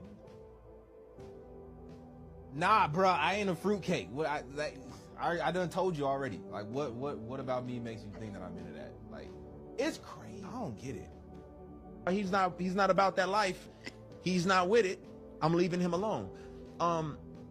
And this is what I'll say, and I won't say whose party I was at or what party, but this is a crazy situation. One of these parties. It was a Diddy party. And for me, I'll be honest, it was a mix of work, because this is oftentimes where you go to connect with people. Where you A Diddy party. I have met people here, and I have built bonds, and they have said, I have met actors and celebrities who said, man, thank you for being here. I needed your presence here. You're the reason why I know God is walking with me. And we've had conversations since where they're like, man, thank you so much. I appreciate you. Because how you gonna be? He sat freely. That don't even sound right. Why you at a party sitting? What you sit? That's crazy. The light if you never in the dark. Now if you cannot handle being in the dark, stay up out of certain places, right? Don't play tug of war by yourself. I never went to these events by myself. I was always with people who were walking in the light, and we always had a mission. It was never just to go in there and wild out and be stupid. But the other side of the coin. Exactly, Tabitha. Ain't nobody forcing him to do nothing, but he's making up all this mess. He can leave whenever he wants to, but he don't want to leave. Is yes, if I'm a human, so I'm frail. I'm gonna be honest with you. There was moments. Look, I'm human. Are you human or are you gay? Are you human or are you bi-curious? Watch what happens next. Because he could have been left. For me, of like, oh my gosh, I'm here. I'm part of the crew. Like, look at me. Yes, I struggle with acceptance and wanting to be associated with greatness. And I got caught up in some of that Greatness. nonsense internally. Dickness. Right? But you would have never known that. What I will say is that one particular party, lots of big names. There was an artist there who said, hey, Lecrae, around 1 a.m., make sure you're not here. And I was like, what? You just don't want to be here at 1 in the morning. And I was like, now my pride kicked in, like, yo, you don't know me. Like, you know what I'm saying? Like, I can handle myself. Like, I'm not some little church boy. I can handle my own butt. Who ain't never seen nothing. Like, I'm good. Like, you know what I mean? Like, what you talking about? Well, it's probably 12:30. I'm downstairs. I go downstairs to the studio. I come up out the studio, and I'm headed back upstairs to like the main area where everyone's kind of congregating and hanging out. And the music changed. It was like really hard and heavy at first, and then, you know. Kara, grown men can't be curious. I'm not curious. Somebody tell me to leave at 1 o'clock. I'm leaving at 1 o'clock. I don't want to know what's about to happen. I'm out. Like jam and dancing music, it is a little softer. You know, it was a little more sensual when I came out the studio and started going upstairs. And on my way upstairs, there's like this couch. I won't say how the couch is designed because then that. Look, he's starting to stutter. What's going on the couch? What's up with his couch? May give away whose party and whose house this was. There was a couch, and on the couch, I saw a couple of guys.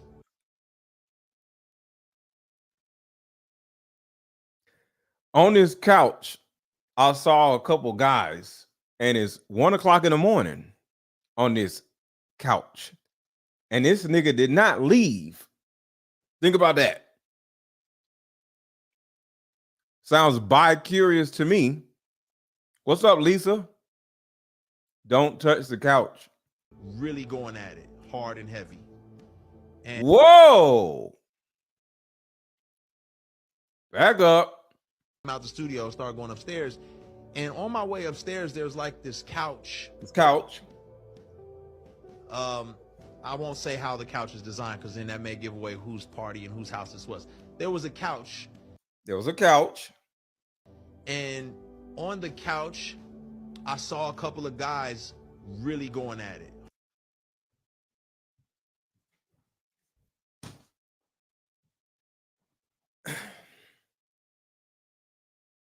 Kara, you said earlier, he's just curious.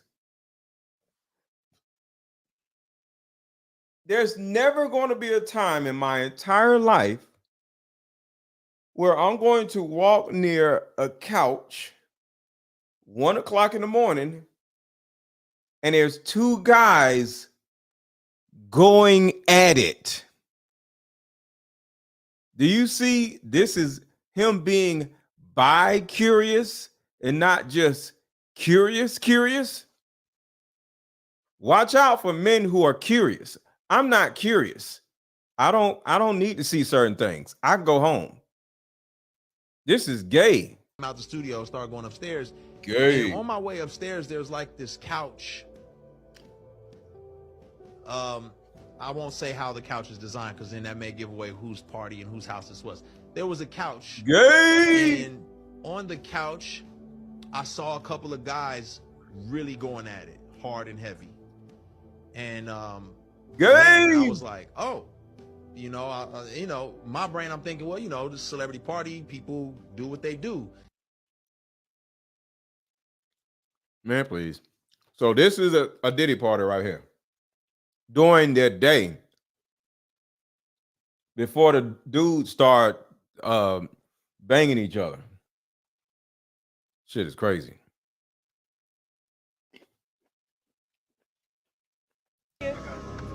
Behind the, cause he had a house behind his house. Like he had a backyard with his backyard with a fat ass bed, and then it had like a miniature or whatever. And then me and Lemmy go upstairs. They tell him that he can't security. He went in like a little with no security, so it's just me and Lemmy. We go up in there.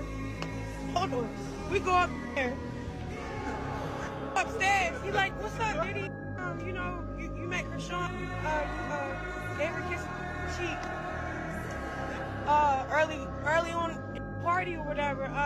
We just putting the network on, and then all y'all do is just shit in my face. I don't give a fuck about two. Biggie Smalls looking at him. I want to see receipts. We can show receipts. We got receipts.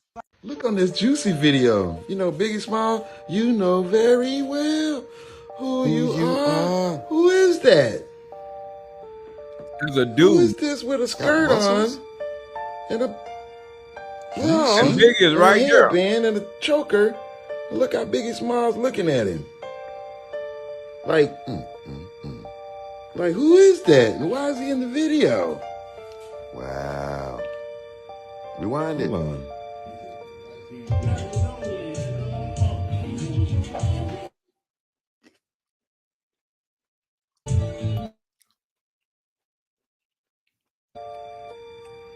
What is that? Got a guy dancing with him. What is that? I hope they don't catch me on film. Is he throwing up the Illuminati? Oh my God. Diddy's type too. He needs media training so that he can learn how to lie on the spot. And get this, YK's ex-girlfriend, Natasha Thomas, recently dropped a bombshell on Instagram after fans pressured her to reveal why she and YK broke up. "Stop asking me what happened with my baby daddy," Natasha wrote. "I caught him with a man, okay?" But YK Osiris is not the only guy Diddy allegedly took on romantic trips. There's also Sway Lee, who took a trip to the Bahamas with Diddy a couple of years ago, and Diddy even arranged for Sway to get a haircut on the beach. And you already know, fans were quick to assume that Sway was Diddy's new boy toy. Diddy. If you have not already hit the like button, hit the like button. Hit the like button. And thank y'all for hanging out with me this late at night. In his bay, one fan commented. "We're about to be saying congratulations to Sway Lee in a minute when he gives birth to Diddy's baby." And another fan said, "Took him to the Booty Bandit Beach House headquarters." And then we also can't forget about Ja Rule, Diddy's rumored boy toy from back in the day. Diddy's former bodyguard, Gene Deal, claimed that he stood guard while Diddy and Ja Rule were getting busy in a hotel room. And this happened the same day Gene accompanied Diddy to get some adult toys. And then he picked like quite a few of them down. I was like, okay. He put them in the bag. So when I went by there, and I looked up there, and it said butt plugs. And I was like, hey, yo. Puff and Ja Rule runs out the room. Puff got his towel, Ja grabbing his towel, but they butt the naked. Puff looked at Ja. He said, yo, Ja said, you ain't want to go in that room, because there's a lot of freaking going on. However, not all rappers were down to party with Diddy, and apparently one of them is Fabulous. Fabulous recently revealed that he went to one of Diddy's parties thinking it was just a regular event, but once he saw what was going on there, he had to sneak out before Diddy noticed him. So you probably remember how back in 2017, Diddy crashed a Drink Champs interview with Fabulous and Jadakiss, and when Fabulous was talking about how he spent his birthday with his kids, Diddy interrupted him to ask if he missed being with him on that day. I'm gonna have a party, and we had parties, but I was more like just trying to just vibe, like just see where I look back on where I became. Did you miss me though? For real? Because it seems like a thing. I miss this partying birthday with party, Puff, man. Diddy then pressured Fabulous to answer why they never partied together, and poor Fabulous looked so uncomfortable that the rest of the interview, he just kept staring at his plate and didn't even want to make eye contact with Diddy. Man, but I'm talking about for your birthday. Huh? Why won't you party with me for your birthday, man? We partied for my birthday before. You came to my party. No, but me and you ain't never really party, you know what I'm saying? By the way, during the same interview, Diddy referred to Nori as daddy several times and even made him blow the birthday cakes. Yeah, I love this drink. Where you put my bag? I like when you like this, Daddy. Yeah, where you put my bag? Daddy, I like when you right scrambling here, and scraping. I like that. But did Fabulous ever take up Diddy on that offer to party? Well, Fabulous recently revealed that he did attend one of Diddy's parties. However, as the night went on, he realized that things were getting too wild, so he ended up sneaking out by pretending he had to use the bathroom. "I told Diddy I was going to the bathroom and slid once it was 7 a.m., Fabulous wrote on his IG stories. And in another story, Fabulous asked his followers, "You ever get peer pressured into going to the afters? You really want to go home or back to the room, but you don't want to be the turn down to the turn up. One more question. You ever said you was going to the bathroom and left?" And while Fabulous didn't share any details of what exactly he saw at Diddy's party, fans have ideas of their own. Puffy starts drinking and the real Puffy comes out of the closet, one fan said. And another person added, "If you go to sleep at Diddy's house, you weren't really even tired, and if you happen to wake up, he's gonna be on your back." But let's hear your comments on all this. Do you think Fabulous had a lucky escape from Diddy's party? Comment down. You party with Diddy a lot? Oh, no, not really. I would go to the party and leave early. Why wouldn't you stay late? I go to the party and leave early. I'm sorry. Yeah. I don't know what goes on after hours, but He wasn't trying to find out. I wasn't trying to find out. Yo, make sure to subscribe to my channel and hit the notification bell. I'll be up tomorrow morning, and we're going to go live and talk about what happens with Diddy tomorrow morning in his bond hearing when they unseal the indictment. There's other people in this RICO case that's in that indictment. They're going to announce that tomorrow morning. You know, I know my place. I know my place. You ever been to one of Diddy parties? Yeah, I've been in attendance. Hey, what the fuck you smirking for? I ain't saying that. I've been in attendance. We just asking regular That's all questions. I said. That's all I said. I said I've been in attendance. I have been in attendance. We never been. We just asking. We just Yeah. asking. As soon as you asked, he said, You had fun? I ain't seen that. "Yeah, you did." I ain't seen that. Yeah, I had fun. Yeah, I mean, it was a party. I wasn't at one of them parties. I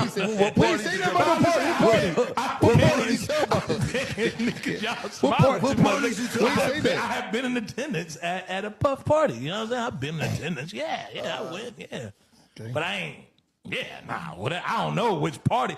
The party I went to, it was girls turn up. You know what I'm saying? The regular. You know what I mean? Other celebrities and shit. Yeah. That's when you know lying when they say, I ain't been to one of them parties. Wait, one party? Oh, that's crazy. Did you, see, I thought it was only one type of party. What you mean, that party? Nah. I don't know. I'm just saying. I don't watch some of y'all podcasts. I see y'all talking about. All I'm gonna say, as P. Diddy home is getting raided,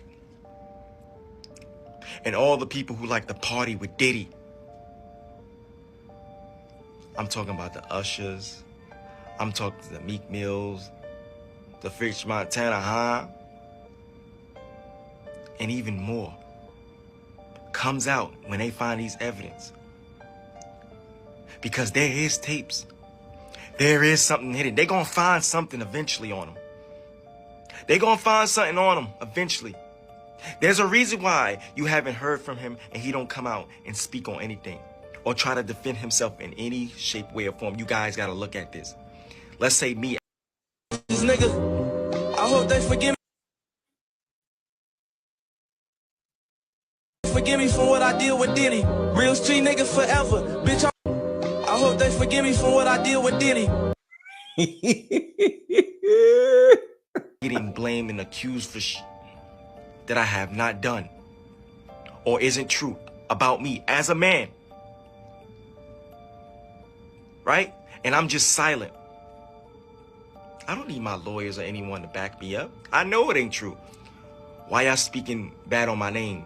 Why y'all talking bad about me on the internet? Why y'all saying I'm doing this? That's not me. I don't do those things. Where's the proof? I will come out and speak about it, talk about it. He doesn't come out and speak about anything because he know his time is ticking. His time is up. The last thing he ever made was him getting on here praying and saying the energy is bad because this man. All right, y'all. I'm about to go to bed.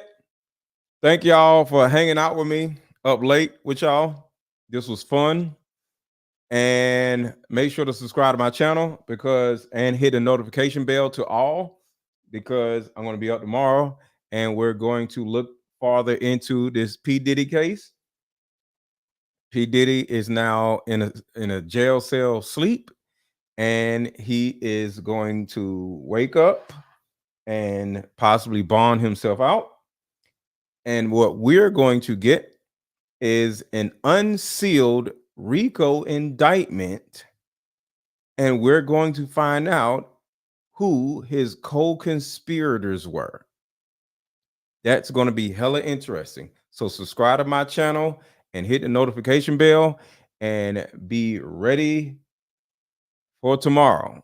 So I'll talk to y'all later. And for those who have not bought my Deeper Discussions card game, buy my new card game, which is the mother-daughter card game. Solution that will help everyone. I just came up with a solution that will help every woman watching, regardless of age, regardless of background. Virtually all of us have somewhat the same issues with the opposite sex. But what if I told you the opposite sex isn't the reason why you're having all these problems? It may be this.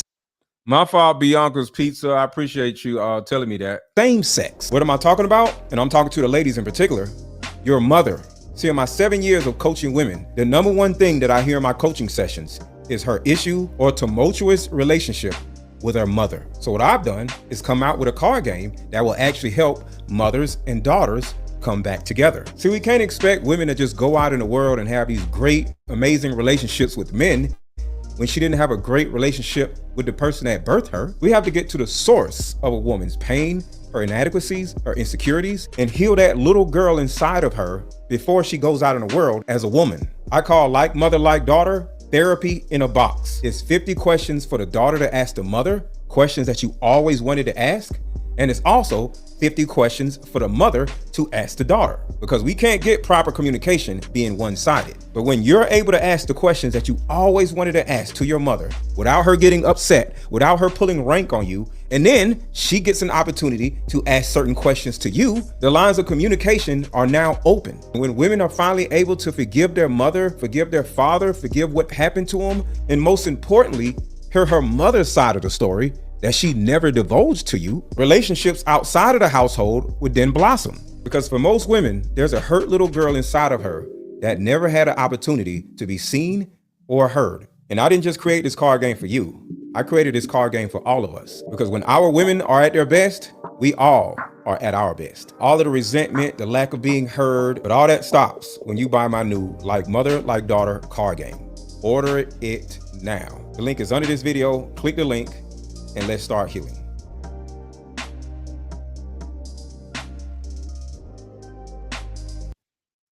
How about we meet up at a coffee shop and play this fun dating card game? We'll have fun and see if we're compatible all at the same time. Ooh, what's the name of the game? It's called Deeper Discussions. I'm down. Okay, meet you at 6. Fellas, buy this card game. Ladies, buy this card game. Buy about 2 or 3 card games. The main reason why people can't stay together isn't because they don't like each other no more. It's actually because their present family issues come up or their past family issues come up. But when you play Deeper Discussions, you'll be able to understand a person's family issues up front. This game can be played with either 2 people or an entire group. So have fun. Question number 1. Name a time when money was the main factor why a relationship went bad. Deeper Discussions Dating Edition. Again, these cards are good for vetting a potential boyfriend, a potential girlfriend, a potential husband, a potential wife. The texture of these cards are so soft and silky, by the way. Like they ain't gonna get really wore out. Durable. A dating card game for introverts who have a hard time asking the much needed compatibility questions. Deeper Discussions, the card game.